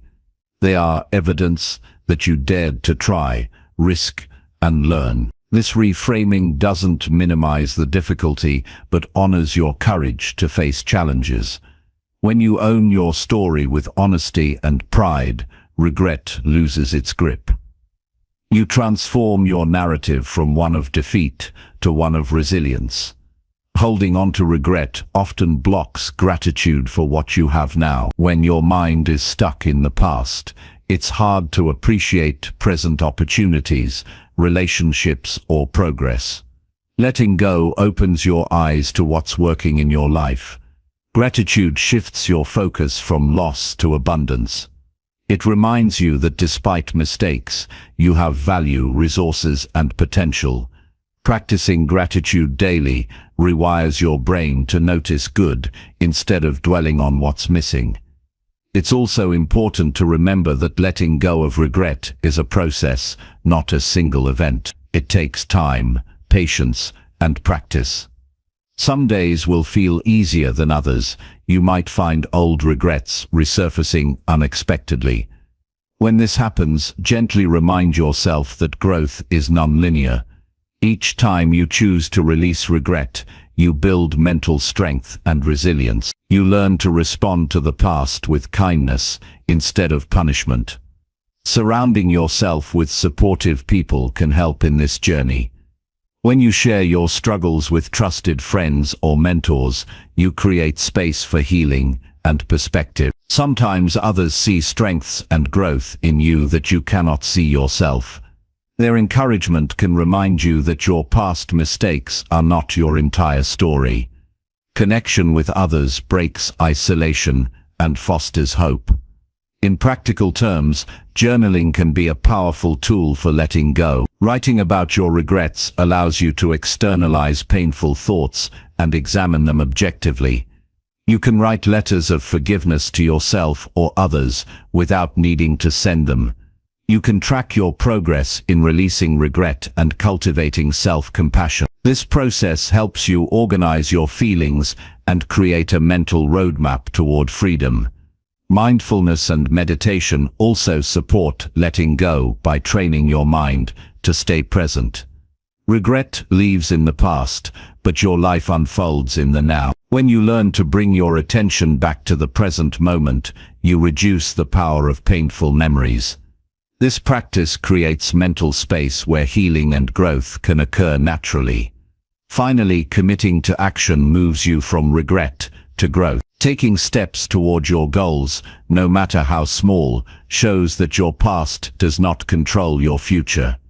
Action builds confidence and creates new experiences that replace old stories. It proves to yourself that you are more than your mistake. Letting go of past mistakes without holding regret is one of the greatest gifts you can give yourself. It frees you to live fully and authentically. It opens the door to real growth and achievement. It releases the heavy burden of what-ifs, so you can embrace what's next. This freedom is not just an idea, it's a practical way to transform your mindset and your life. You don't have to be perfect or erase your past to move forward. You only need to choose peace over regret. Choose growth over guilt. Choose to believe in your ability to learn, change, and thrive. This choice is powerful. It sets you on a path where your past mistakes become lessons, your regrets become stories of resilience, and your future becomes full of possibility. Every moment you let go is a moment you step closer to the life you want to build. Chapter 13. Challenge every doubt with action and real evidence. Doubt is a natural part of the human experience, but it can easily become a barrier that stops you from reaching your full potential. When doubt creeps in, it whispers that you're not good enough, that failure is inevitable, or that your dreams are unrealistic. Left unchecked, these thoughts can spiral into a paralysis that keeps you stuck in place. The most effective way to overcome doubt is not by trying to ignore it, but by challenging it with action and real evidence. This means confronting your fears directly and proving to yourself what you are truly capable of through tangible results. When doubt appears, it often thrives on uncertainty and assumptions rather than facts. You might catch yourself thinking, "I'll never succeed," or "I'm not qualified," but these are beliefs rather than truths. Beliefs that can be questioned and tested. To challenge doubt, start by examining what evidence you actually have to support those negative thoughts. Often, you'll discover that doubt is based on fear or past experiences that no longer apply. By separating feelings from facts, you can begin to dismantle the mental walls that keep you confined. Taking action is the strongest antidote to doubt. Even the smallest step forward sends a message to your brain that you're capable. Action creates momentum and breaks the cycle of rumination that fuels uncertainty. Instead of waiting for confidence to appear before acting, act first and watch confidence grow as a result. This reversal is powerful because it shifts you from a passive victim of doubt to an active creator of your reality. Each action you take, no matter how small, chips away at fear and builds evidence that you can handle challenges. Real evidence comes from consistent effort and results over time. It's not about perfection or immediate success. It's about accumulating proof that your doubts are exaggerated or false. Keep track of your wins, progress, and lessons learned. When doubt resurfaces, pull out this evidence and remind yourself that you've overcome obstacles before and are capable of doing it again. This practice rewires your brain to trust your abilities rather than your fears. It's also important to test your doubts by setting small experiments. If you believe you can't speak confidently in public, volunteer to share your ideas in a meeting or record a short video. If you think you lack skill, take a class or practice regularly. By treating doubts as hypotheses to be tested rather than facts to be feared, you empower yourself to seek truth instead of avoiding risk. This mindset encourages curiosity and growth instead of avoidance and stagnation. Challenge doubt by focusing on what you can control. Doubt often arises from worrying about outcomes or things outside your influence. Redirect your energy toward actions within your power, like improving your skills, preparing thoroughly, or seeking feedback. Concentrating on controllable factors reduces anxiety and builds confidence through mastery. When you focus on effort rather than outcome, doubt loses its grip, because success becomes about doing your best, not guaranteeing perfection. Surrounding yourself with supportive people helps combat doubt too. Share your goals and fears with trusted friends or mentors who can provide encouragement and perspective. Others often see strengths in you that you overlook. Their belief can reinforce your own and provide motivation during moments of uncertainty. Accountability also increases your likelihood of taking action despite doubt, turning intentions into reality. Reframe failure as feedback rather than proof of inadequacy. Doubt intensifies when you view mistakes as disasters. Instead, see failures as necessary steps toward mastery and growth. Each setback provides valuable information about what to adjust and improve. This attitude weakens doubt because it removes the fear of failure and replaces it with a curiosity to learn. When failure becomes a teacher instead of a threat, you are free to take risks and move forward with confidence. Practice self-compassion when doubt arises. Harsh self-criticism amplifies negative thoughts and drains motivation. Treat yourself with kindness and patience as you would a friend facing challenges. Acknowledge that doubt is normal, but does not define your worth or potential. Compassion creates a safe mental space where you can explore fears without judgment and find the courage to act anyway. Their visualization techniques can support challenging doubt as well. Imagine yourself succeeding, handling obstacles and feeling confident. This mental rehearsal prepares your brain to respond effectively in real situations. Visualization strengthens belief by creating vivid internal evidence of your capabilities before external proof appears. When combined with real action, it becomes a powerful tool to overcome hesitation. Another effective method is to break overwhelming goals into manageable tasks. Doubt often grows when you look at the big picture and feel unprepared. By dividing your goals into small, achievable steps, you reduce fear and build confidence progressively. Completing these steps provides continuous evidence that you are moving forward. This approach keeps doubt in check by focusing your mind on immediate actions rather than distant uncertainties. Stay patient and persistent. Overcoming doubt is not a one-time event, but a daily practice. Some days will be harder than others. You might stumble or feel discouraged. What matters is that you keep returning to action and evidence even when doubt tries to pull you back. This consistency builds resilience and eventually weakens doubt's influence until it becomes just a faint whisper instead of a roaring voice. Remember that everyone experiences doubt. Even the most successful people face moments of uncertainty. What sets them apart is their willingness to act, despite fear, and their habit of gathering evidence through effort. You can develop the same habit. Doubt is not a sign you should stop, but a signal to move forward with courage and clarity. In summary, challenge every doubt by taking meaningful action and collecting real evidence of your ability. Question negative beliefs and replace them with facts from your experience. Test your fears with small experiments and focus on what you can control. Lean on support from others and treat failure as feedback, not final judgment. Practice compassion and visualize success to prepare your mind. Break big goals into steps and stay persistent through ups and downs. This disciplined approach turns doubt from a roadblock into a stepping stone on your journey to believe in yourself and achieve cool things. Chapter 14. Speak your dreams out loud with total confidence. Sharing your dreams aloud is one of the most powerful actions you can take to turn them into reality.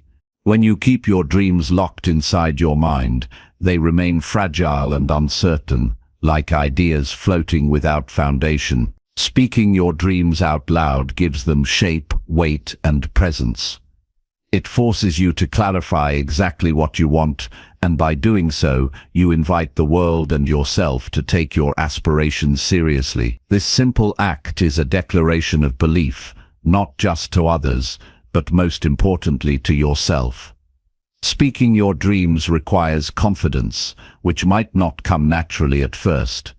Many people hesitate because they fear judgment, rejection, or failure. But confidence is not about having no fear, it's about acting in spite of fear. When you boldly state your goals and hopes, you show yourself that your dreams are worth protecting and pursuing. You send a clear signal to your subconscious mind that you are committed. This strengthens your internal belief system and prepares you for the challenges ahead. Expressing your dreams verbally also builds accountability. When you tell someone about your intentions, you create a natural pressure to follow through. This is not about seeking approval, but about creating a sense of responsibility to yourself and your community. Your words become promises that you are more likely to keep. Accountability is a strong motivator that propels you forward even when motivation wanes or obstacles arise. The act of speaking your dreams aloud makes them more tangible. Vague hopes become specific targets. The clearer your words, the clearer your path. When you articulate your dreams, you start to map out the steps needed to reach them. This clarity reduces overwhelm and increases focus because your brain shifts from wishful thinking to goal-oriented planning. It transforms your dreams from distant fantasies into achievable projects. Sharing your dreams also opens the door for support and collaboration. When others know what you're aiming for, they can offer encouragement, advice, and resources. Opportunities often come from connections, whether that's a helpful conversation, a new idea, or an introduction. By vocalizing your dreams, you expand your network of potential allies who can help you navigate your journey. Silence limits your reach. Speaking out expands it. Speaking your dreams aloud boosts your self-esteem as well. Each time you share what you hope to create, you affirm your worth and potential.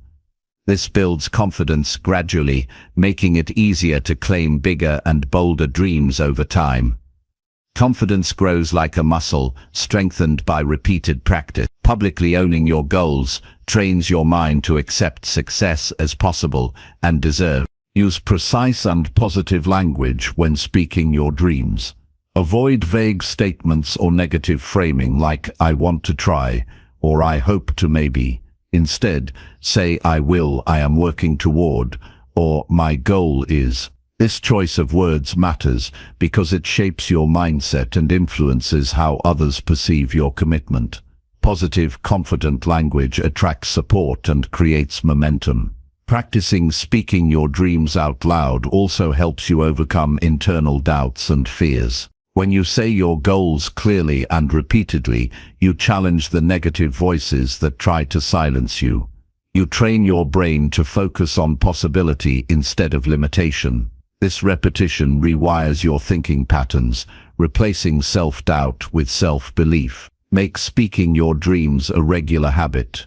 Talk about them in different settings, whether with friends, mentors, or even to yourself in front of a mirror.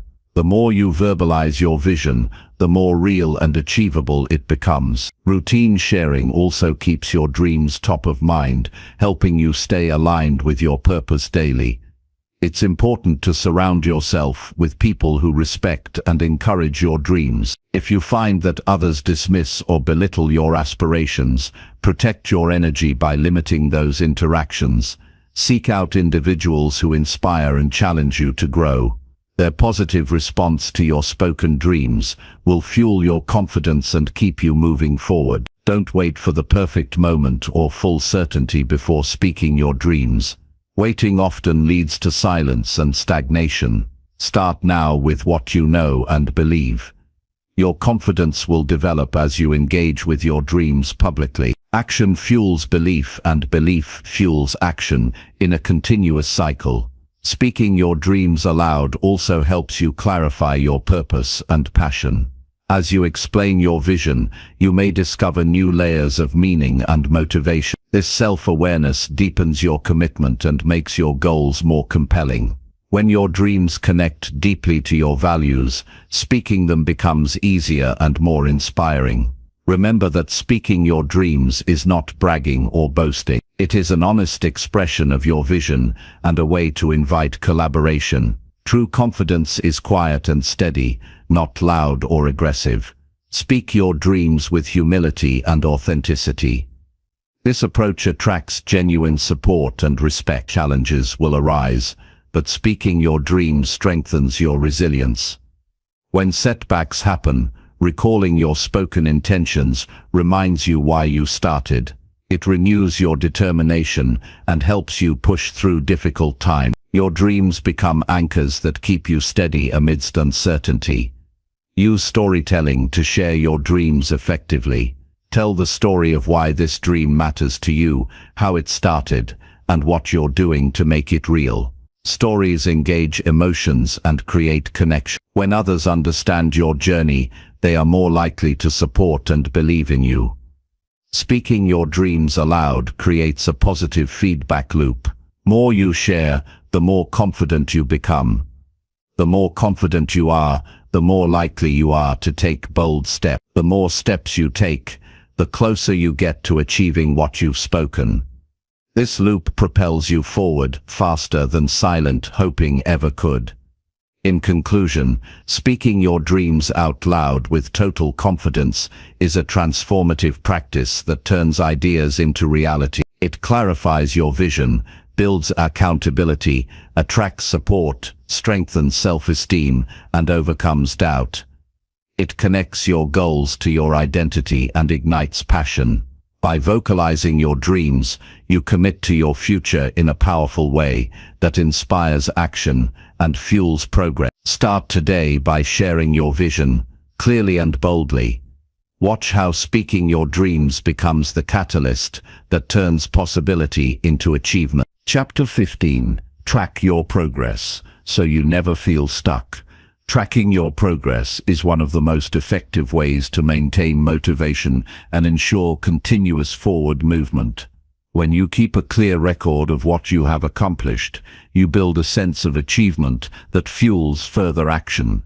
Progress tracking is a tool that prevents you from feeling stuck, lost, or overwhelmed by the distance between where you are and where you want to be. It acts like a map and a compass, showing you how far you've come and guiding your next steps. Many people hesitate to track progress because it feels tedious or because they fear facing slow results. However, without tracking, it's easy to overlook the small wins that add up to big change. When you pay attention to your progress, you recognize growth even when it feels invisible day to day. This awareness increases your confidence and helps you stay committed, especially during times of doubt or frustration. To start tracking progress effectively, choose a method that works for you and feels sustainable. Some people prefer digital tools like apps or spreadsheets, while others like journals or simple checklists. The key is consistency and simplicity. Make it a daily or weekly habit to review and record what you have achieved. This creates a rhythm of reflection that keeps you connected to your goals and allows you to adjust your approach when needed. Tracking your progress also helps you identify patterns. By reviewing your records, you can see what strategies lead to success and which ones need improvement. This insight allows you to make informed decisions rather than guessing.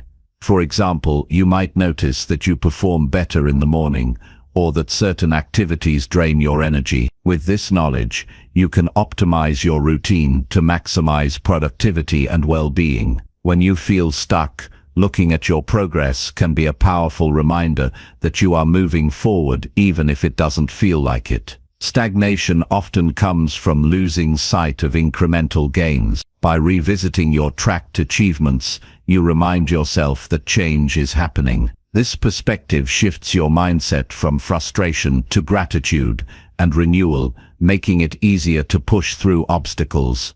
Progress tracking provides accountability. When you have a visible record of your actions, you are less likely to procrastinate or give up. It creates an internal contract with yourself. You see the consequences of inaction clearly, which motivates you to keep going. Sharing your progress with a friend or mentor can enhance this accountability even more by adding external encouragement and support. Celebrate milestones when tracking progress. Recognize not only the big successes, but also the small victories along the way. Each completed step is proof that you are capable and committed. Celebrating progress builds positive momentum and reinforces the habit of moving forward. It also creates a sense of joy and fulfillment that energizes you to continue. Avoid the trap of perfectionism by tracking progress rather than perfection. The goal is not to be flawless, but to be consistent. Progress is about direction and effort, not perfection. When you focus on progress, you reduce the fear of failure and increase your willingness to try. This mindset opens the door to learning and growth. Use your progress records to set realistic goals and deadlines. When you understand how long tasks typically take or what obstacles arise, you can plan more effectively. Setting achievable goals reduces overwhelm and increases your chances of success. It also creates a clear path forward, reducing uncertainty and anxiety. Progress tracking encourages reflection. Regularly review what you have done, how you feel about it, and what you want next. This reflection deepens your self-awareness and helps you align your actions with your true priorities. It also fosters a growth mindset by emphasizing learning over outcome. Make tracking a positive experience. Use encouraging language and focus on what went well rather than just what needs improvement. This positive reinforcement helps you build confidence and reduces negative self-talk. When progress tracking feels uplifting instead of stressful, you are more likely to stick with it. Remember that progress is not always linear. There will be ups and downs, plateaus and leaps forward. Tracking helps you see the big picture beyond temporary setbacks. It reminds you that growth is a journey with phases rather than a straight line. This understanding fosters patience and perseverance. Integrate progress tracking into your daily routine by pairing it with existing habits. For example, review your progress each morning with your coffee or each evening before bed. Linking new habits to established ones increases the likelihood that you will maintain them. Consistent tracking becomes a natural part of your lifestyle. Tracking also helps you celebrate your evolving identity. Each step forward is evidence that you are becoming the person you want to be. It connects your daily actions to your bigger vision. This connection motivates you to keep moving and reinforces your belief in yourself. Use progress tracking to identify when you need rest or recharge. Sometimes feeling stuck is a sign that your body or mind needs a break. Your records can reveal patterns of burnout or fatigue. Honoring these signs with rest ensures sustainable growth over the long term. When obstacles arise, refer back to your progress to find strength. Remembering what you have overcome builds resilience. Progress tracking creates a reservoir of motivation that you can draw on during tough times. It reminds you that you have the capacity to face challenges and keep going. In summary, tracking your progress is a practical and empowering habit that keeps you moving toward your goals. It provides motivation, clarity, accountability, and reflection. It helps you avoid feeling stuck by showing tangible evidence of growth. By celebrating milestones and learning from setbacks, you build confidence and resilience. Make progress tracking a daily practice to stay connected with your journey, aligned with your purpose and committed to your potential. This simple but powerful tool will keep you believing in yourself and achieving cool things consistently. Chapter 16. Practice being present instead of chasing perfection constantly. It's easy to get caught up in the pursuit of perfection. Many people spend so much time chasing flawless results that they lose sight of what truly matters: the present moment and the process of growth itself. Perfection is an illusion that can keep you stuck, waiting for ideal conditions before taking action. Practicing being present instead of chasing perfection is a powerful mindset that frees you from this trap and allows real progress to happen. When you focus on being present, you give your full attention to what's happening right now. You stop worrying about mistakes, outcomes, or future uncertainties. This shift in focus is liberating because it moves you from a state of anxiety and judgment into one of acceptance and clarity. You begin to engage deeply with your actions and experiences, learning and improving naturally without the pressure of achieving perfect results. Chasing perfection often leads to procrastination and fear of failure. You might delay starting projects because conditions aren't perfect or because you fear making mistakes. This paralysis stops you from growing and achieving your goals. Practicing presence encourages you to take imperfect action and embrace the learning that comes with it. It teaches you that progress, not perfection, is what truly matters. Being present means accepting your current abilities and circumstances without harsh judgment. It allows you to recognize that growth is a journey filled with ups and downs, not a straight path to flawless success. When you accept yourself as you are now, you create a foundation of self-compassion that supports continuous improvement. This kindness to yourself reduces the pressure to be perfect and opens space for creativity and resilience.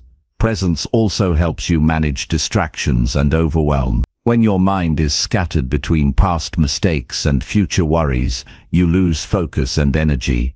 Practicing presence grounds you in the here and now, sharpening your attention and making your efforts more effective. This focus leads to better quality work and deeper satisfaction because you are fully engaged in what you do. Cultivating presence is a skill that requires practice.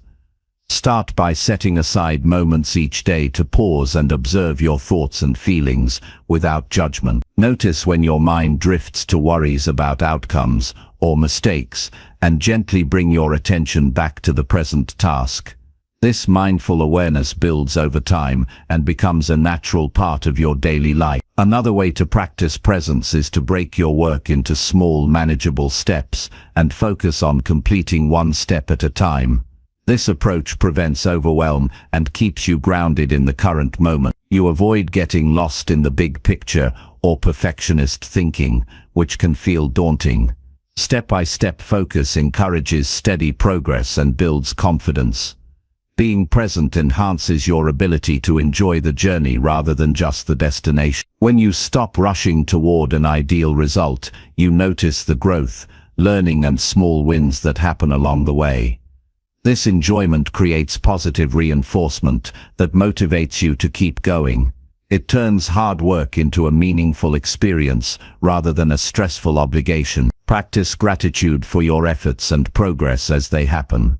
When you appreciate the present moment and what you have accomplished so far, you reduce the need to compare yourself to others or to unrealistic standards. Gratitude strengthens your sense of self-worth and satisfaction, which supports ongoing motivation and well-being. Presence also improves your relationships and communication. When you are fully engaged in conversations and interactions, you build stronger connections and understand others better. This social support is crucial for growth and resilience. Being present shows respect and openness, creating an environment where encouragement and constructive feedback thrive. Remember that perfection is subjective and often unattainable. What feels perfect to one person might not to another. Chasing an impossible ideal wastes time and energy that could be invested in real progress. By practicing presence, you learn to appreciate your unique path and strength. You focus on what you can control and influence rather than chasing an ever-moving target. Use affirmations and reminders to support your practice of presence.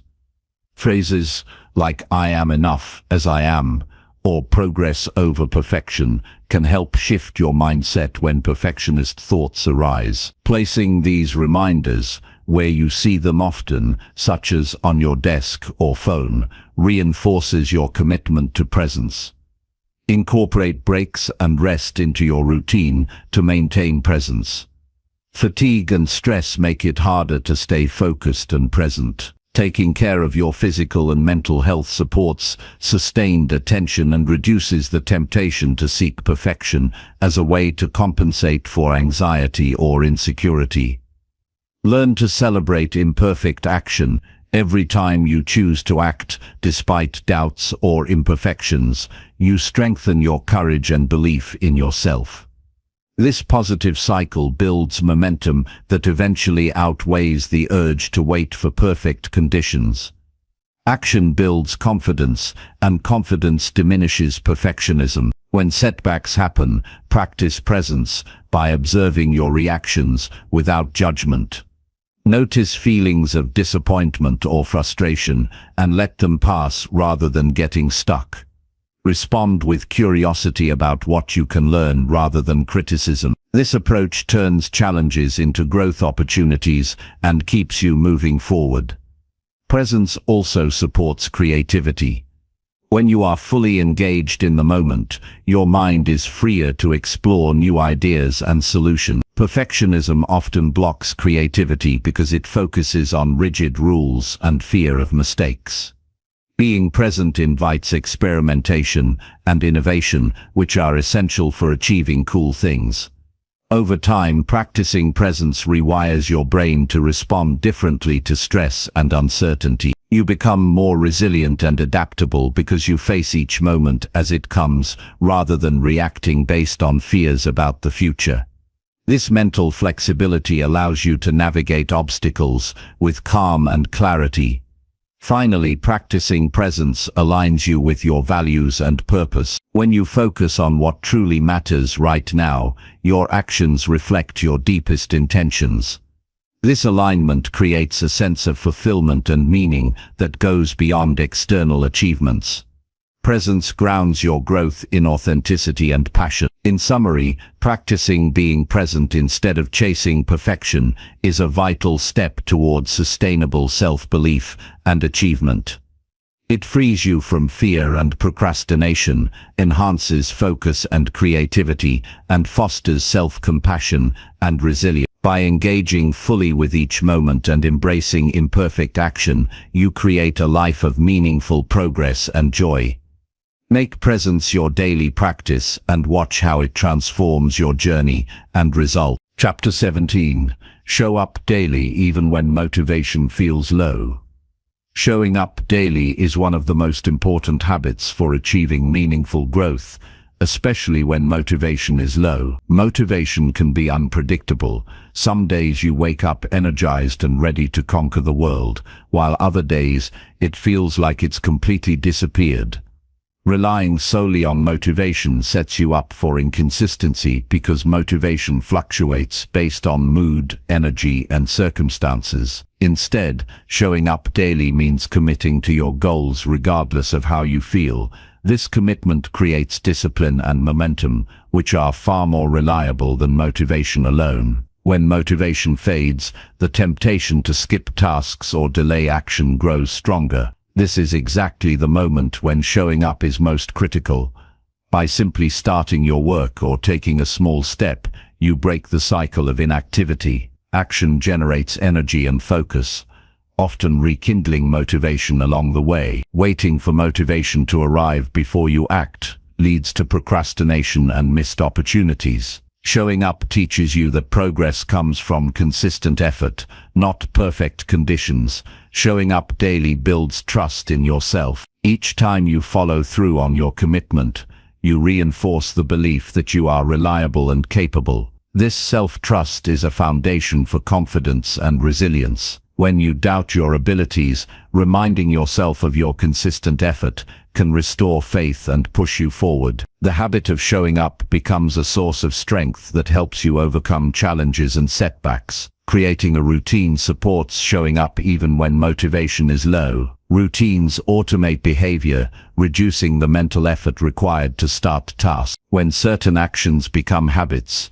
you perform them almost automatically without needing a burst of motivation. Design your daily routine to include dedicated time for your most important goals. This structure provides stability and makes it easier to maintain momentum through ups and downs. It's helpful to break your work into smaller, manageable chunks. When motivation is lacking, large tasks can feel overwhelming and discouraging. Dividing your goals into simple, achievable steps makes it easier to start and keep going. Even completing a tiny piece of your work contributes to progress and builds positive momentum. Small wins remind you that action is possible, creating a cycle of accomplishment that lifts motivation naturally. Showing up daily also means practicing patience. Results don't happen overnight, and growth takes time. When motivation dips, remember why you started, and that persistence will pay off. Patience allows you to stay committed without being discouraged by slow progress. Embrace the process and trust that consistent effort accumulates into meaningful change.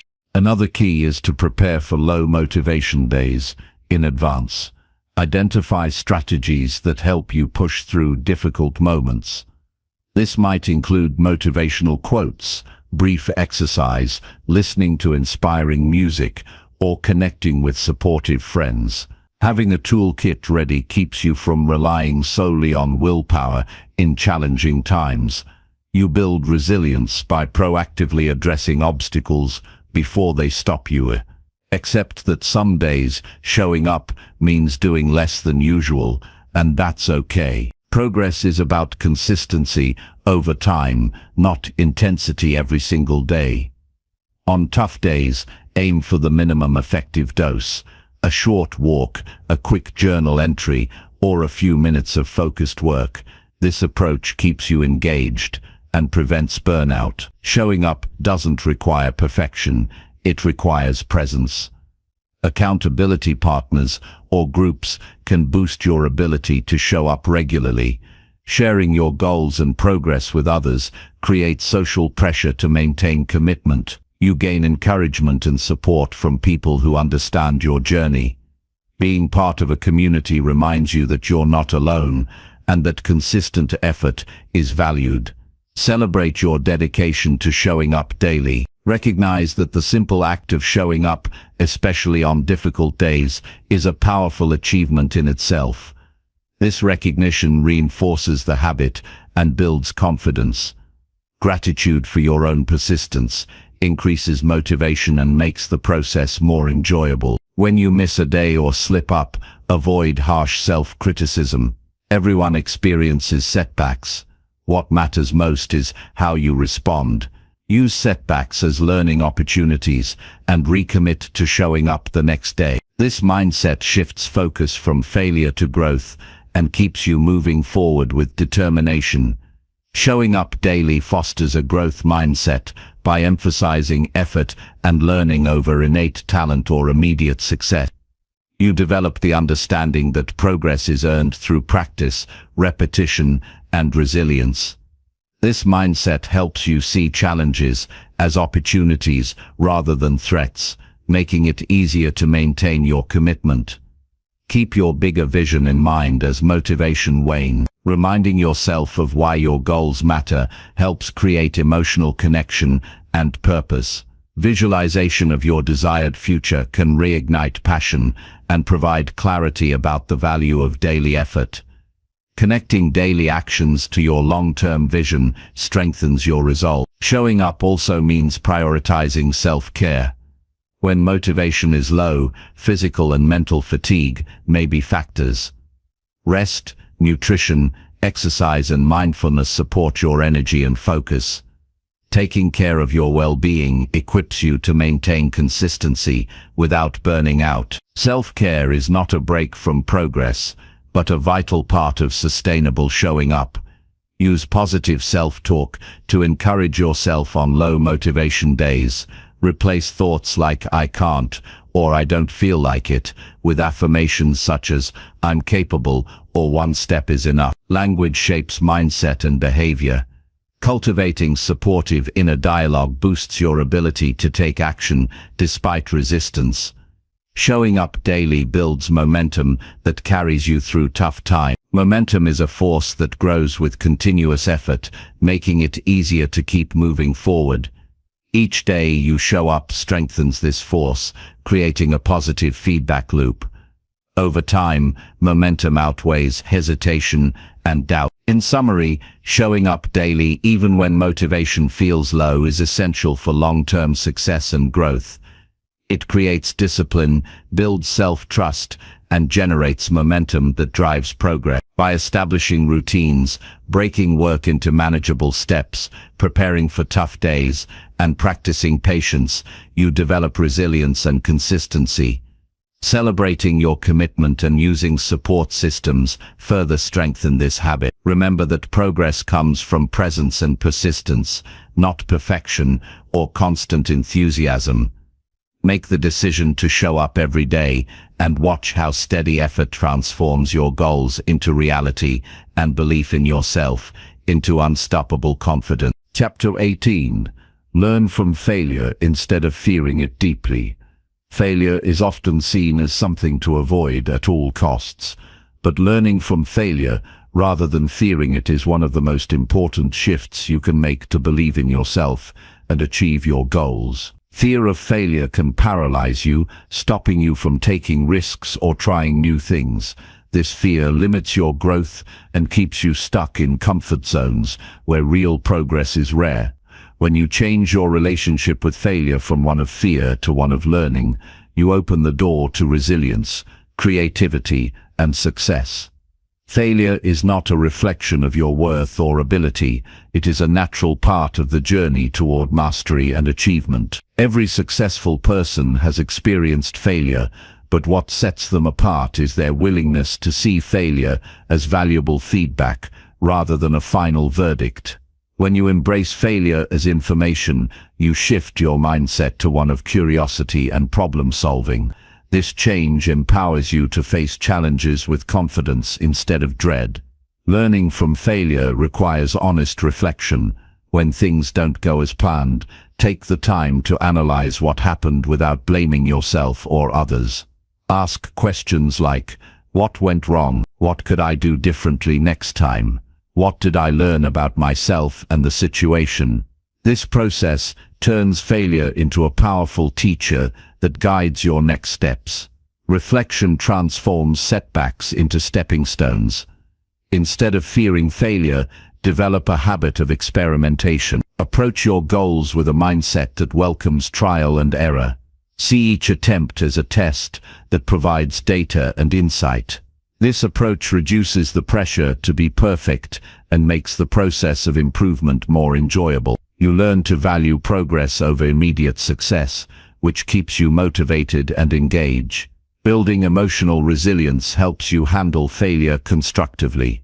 Feelings of disappointment, frustration, or shame are natural, but they don't have to control your actions. When you develop resilience, you acknowledge these emotions without letting them derail you. Techniques like mindfulness, journaling, or talking to supportive people can help you process feelings and maintain perspective. Resilience enables you to bounce back stronger. Failure often reveals hidden assumptions and limiting beliefs. When something doesn't work, it challenges your existing ideas about how things should be. This challenge is an opportunity to grow your awareness and flexibility. Question your beliefs and be willing to adjust your approach. This openness leads to innovation and deeper understanding. Celebrate the courage it takes to fail. Choosing to take action despite the risk of failure is an act of bravery. Recognize and honor your willingness to step outside your comfort zone. This positive reinforcement builds confidence and reduces the stigma around failure. When you see failure as a badge of courage, you become more willing to pursue ambitious goals. Failure teaches humility and patience. Success rarely happens overnight. It's the result of repeated efforts and learning from mistakes. Accepting failure as part of the process helps you stay grounded and realistic. Patience with yourself and the journey reduces frustration and burnout, making sustained effort possible. Seek feedback actively when you experience failure. Other perspectives can provide insights you might miss. Constructive feedback helps you identify blind spots and areas for improvement. Surround yourself with mentors or peers who offer honest and supportive guidance. This external input complements your own reflection and accelerates learning. Reframe failure by changing your language. Instead of saying "I failed," say "I learned," or "this attempt showed me what doesn't work." Language shapes your mindset and emotion. Positive reframing reduces fear and builds optimism. It creates a mental environment where failure is seen as an ally rather than an enemy. Document your failures and lessons learned. Keeping a failure journal or log helps you track patterns and growth over time. Reviewing this record reminds you how much you have learned and how your approach has evolved. It also normalizes failure as a regular and necessary part of progress. Avoid perfectionism by accepting that mistakes are inevitable. Striving for flawlessness increases fear of failure and slows down action. When you allow room for imperfection, you free yourself to experiment and improve. This acceptance creates a healthier relationship with failure and success. Learn from others' failures as well. Study stories of people who faced setbacks and ultimately succeeded. Understanding how others navigated failure can inspire and teach you strategies to handle your own challenges. This perspective reduces isolation and encourages perseverance. Develop problem-solving skills to respond to failure effectively. When faced with obstacles, focus on identifying solutions rather than dwelling on problems. Break challenges into smaller parts and tackle them step by step. This proactive approach turns failure into actionable steps forward. Maintain a long-term perspective. Failure is a moment in your journey, not the end. Keep your vision and goals in mind to stay motivated through setbacks. This perspective helps you see failure as a temporary obstacle rather than a permanent barrier. Practice self-compassion when dealing with failure. Treat yourself with kindness and understanding, just as you would a close friend. Self-compassion reduces negative self-talk and emotional pain associated with failure. It supports emotional healing and encourages a positive mindset. Use failure as an opportunity to develop new skills. Sometimes failure shows you gaps in knowledge or ability. Embrace these moments as invitations to learn and grow. Taking action to acquire new skills builds confidence and expands your potential. Failure can lead to unexpected opportunities. Sometimes what seems like a setback redirects you toward better paths or ideas. Stay open to new possibilities that emerge from failure.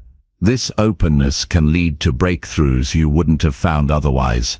Recognize that failure is a shared human experience. Everyone encounters setbacks at some point.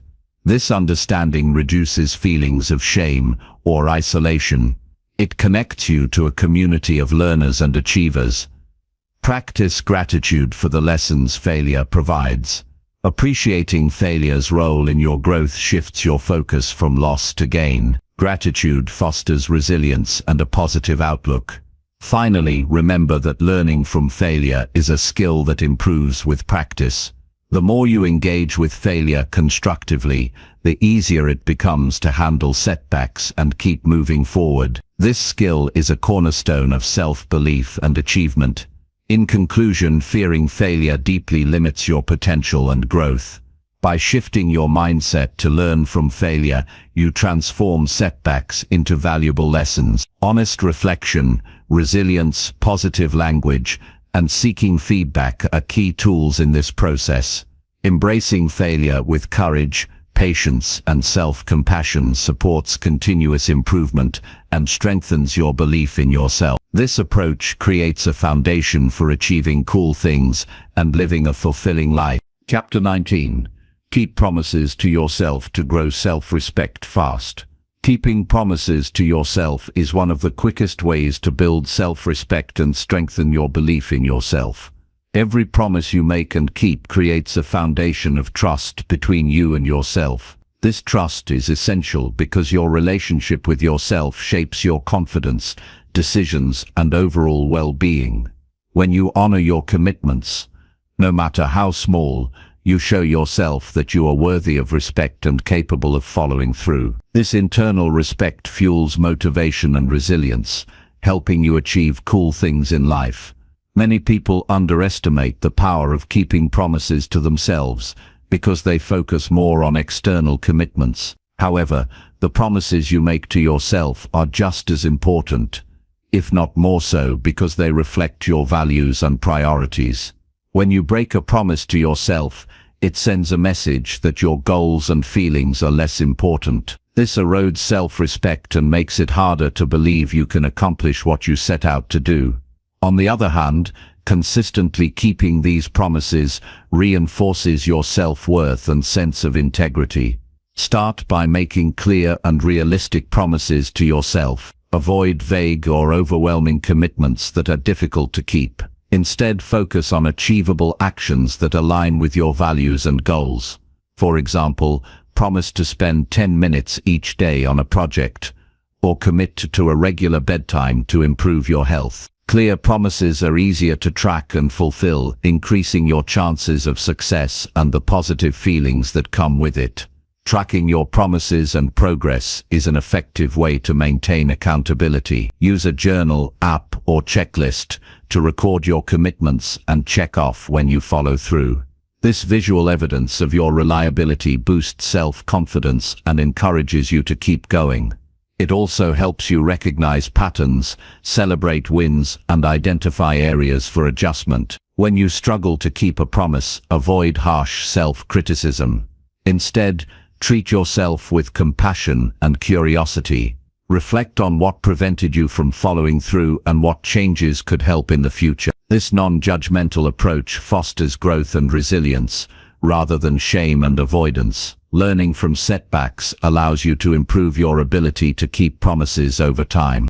Prioritize promises that have a meaningful impact on your well-being and personal growth.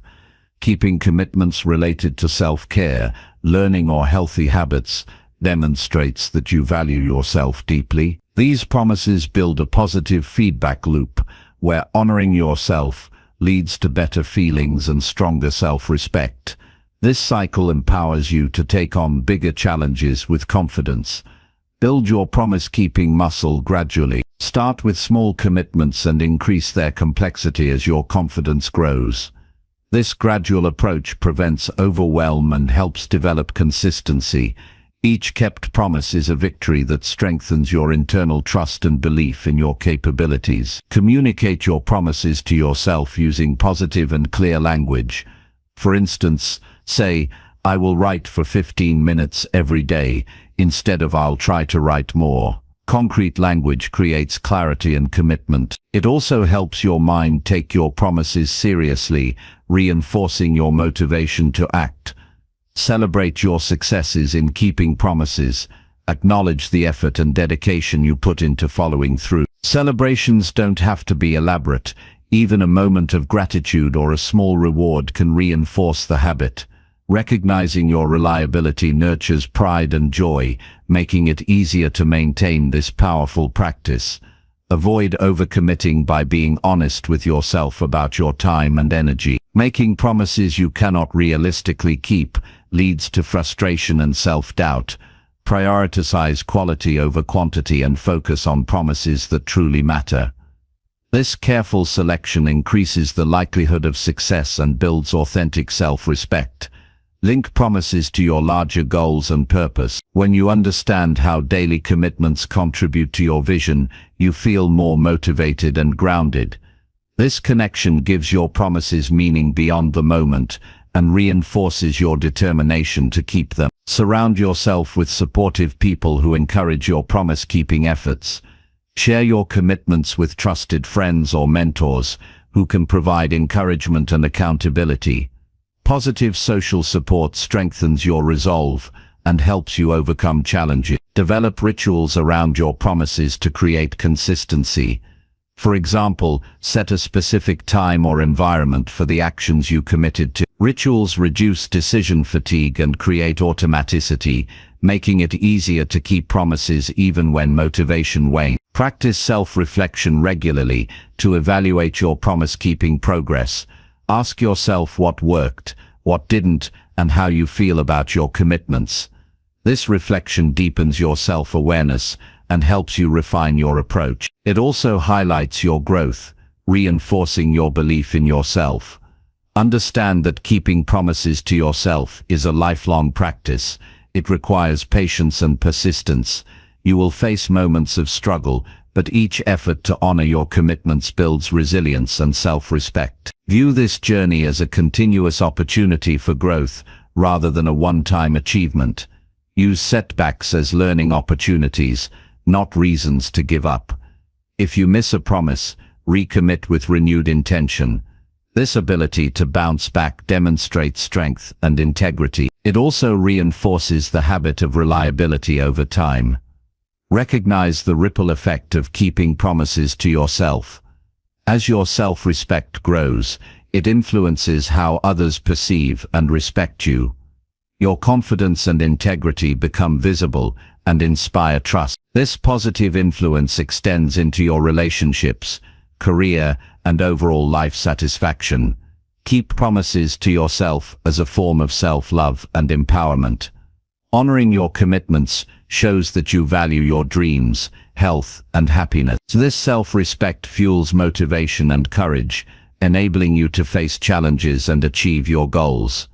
Remember that promises are personal contracts that hold you accountable to your highest self. They remind you of your potential and purpose. By consistently keeping your promises, you reinforce your identity as someone who follows through and achieves cool things. In conclusion, keeping promises to yourself is a fundamental practice for growing self-respect and building unwavering self-belief. Making clear, realistic commitments, tracking progress, practicing self-compassion, and celebrating successes create a strong foundation of trust and confidence. This habit strengthens your motivation, resilience, and integrity, empowering you to pursue your goals with determination. Embrace promise-keeping as a daily act of self-respect and watch how it transforms your relationship with yourself and your ability to achieve cool things consistently. Chapter 20. Visualize success every day until it feels natural.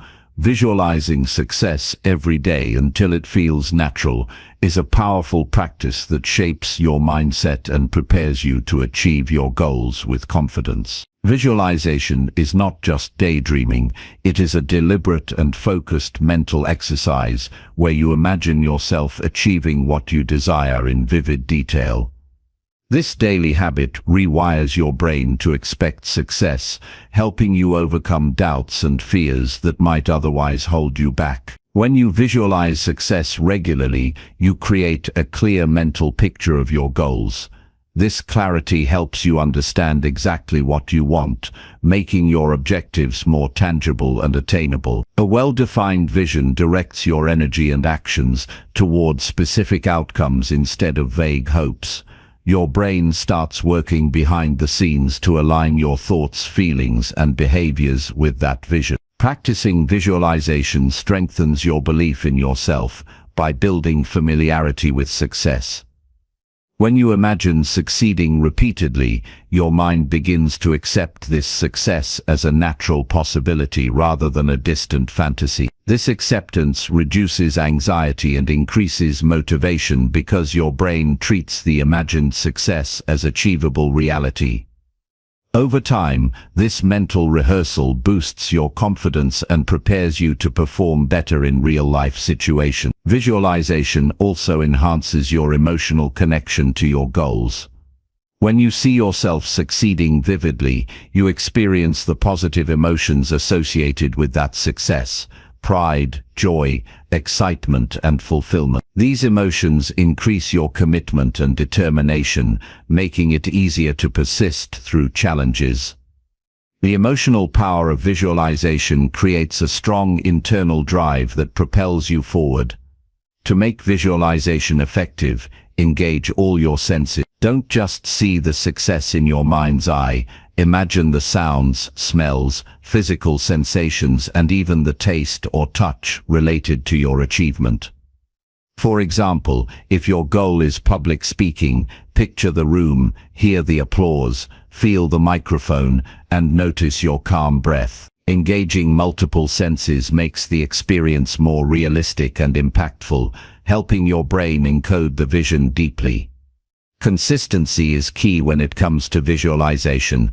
Practice this exercise daily, ideally at the same time each day, such as in the morning or before bed. Regular practice trains your subconscious mind and builds a habit that eventually becomes second nature. The more you visualize, the more natural and automatic this positive mindset becomes. Combine visualization with clear intention and action plan. Visualization alone is not enough. It needs to be paired with concrete steps toward your goals. After visualizing, outline the actions you will take to move closer to your vision. This integration keeps you grounded in reality while harnessing the power of mental rehearsal. Use visualization to prepare for potential obstacles. Imagine yourself encountering challenges and successfully overcoming them. Visualize staying calm, problem-solving, and adapting your strategy. This practice builds mental resilience and reduces fear of failure. When challenges arise, your mind is already prepared to handle them with confidence. Incorporate affirmations into your visualization practice. While visualizing, repeat positive statements that support your belief in success and your ability to achieve it. Affirmations like "I am capable," "I attract success," or "I handle challenges with strength" reinforce your mental image and create a powerful mindset that supports your goals. Avoid rushing through visualization. Spend enough time to fully immerse yourself in the experience. The goal is to create a strong emotional and sensory connection that leaves a lasting impression on your subconscious. The more detailed and vivid your visualization, the more effective it will be in shaping your mindset. Visualization can also help improve your performance in specific tasks. Athletes, performers, and high achievers use this technique to rehearse their skills mentally before actual execution. By visualizing the steps and outcomes, you build muscle memory and mental preparedness. This technique reduces anxiety and improves focus when it's time to perform. Keep a visualization journal to track your experiences and progress. Write down what you visualize, the emotions you feel, and any insights that arise. Reflecting on this journal over time can deepen your understanding of your goals and reveal patterns or shifts in your mindset. Journaling complements visualization by adding clarity and intentionality to the process. Be patient with yourself as you develop this skill. Visualization may feel awkward or unfamiliar at first, especially if you are not used to focused mental imagery.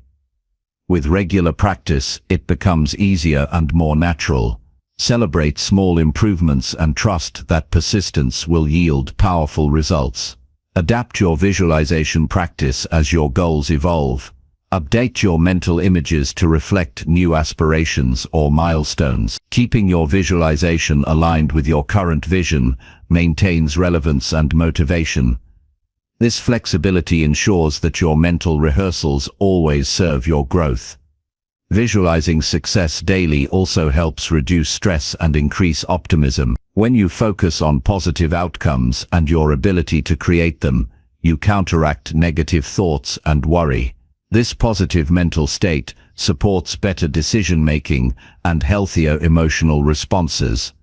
Share your visualization practice with a trusted friend or coach if you feel comfortable. Talking about your vision aloud can clarify your goals and deepen your emotional connection to them. It also invites encouragement and accountability, reinforcing your commitment. Remember that visualization is a tool, not a magic solution. It enhances your mindset, but requires consistent effort, learning, and adaptation to achieve real results. Use visualization as a foundation to build habits, develop skills, and take meaningful actions that move you towards success. In conclusion, visualizing success every day until it feels natural is a transformative habit that reshapes your beliefs, emotions, and behavior. By creating clear and vivid mental images of your goals, engaging your senses, and combining visualization with intention and action, you train your brain to expect and create success. This practice builds confidence, motivation, and resilience, helping you overcome doubts and obstacles. Make visualization a daily ritual and watch how it becomes an effortless part of your mindset that supports your journey toward achieving cool things and living a fulfilled life.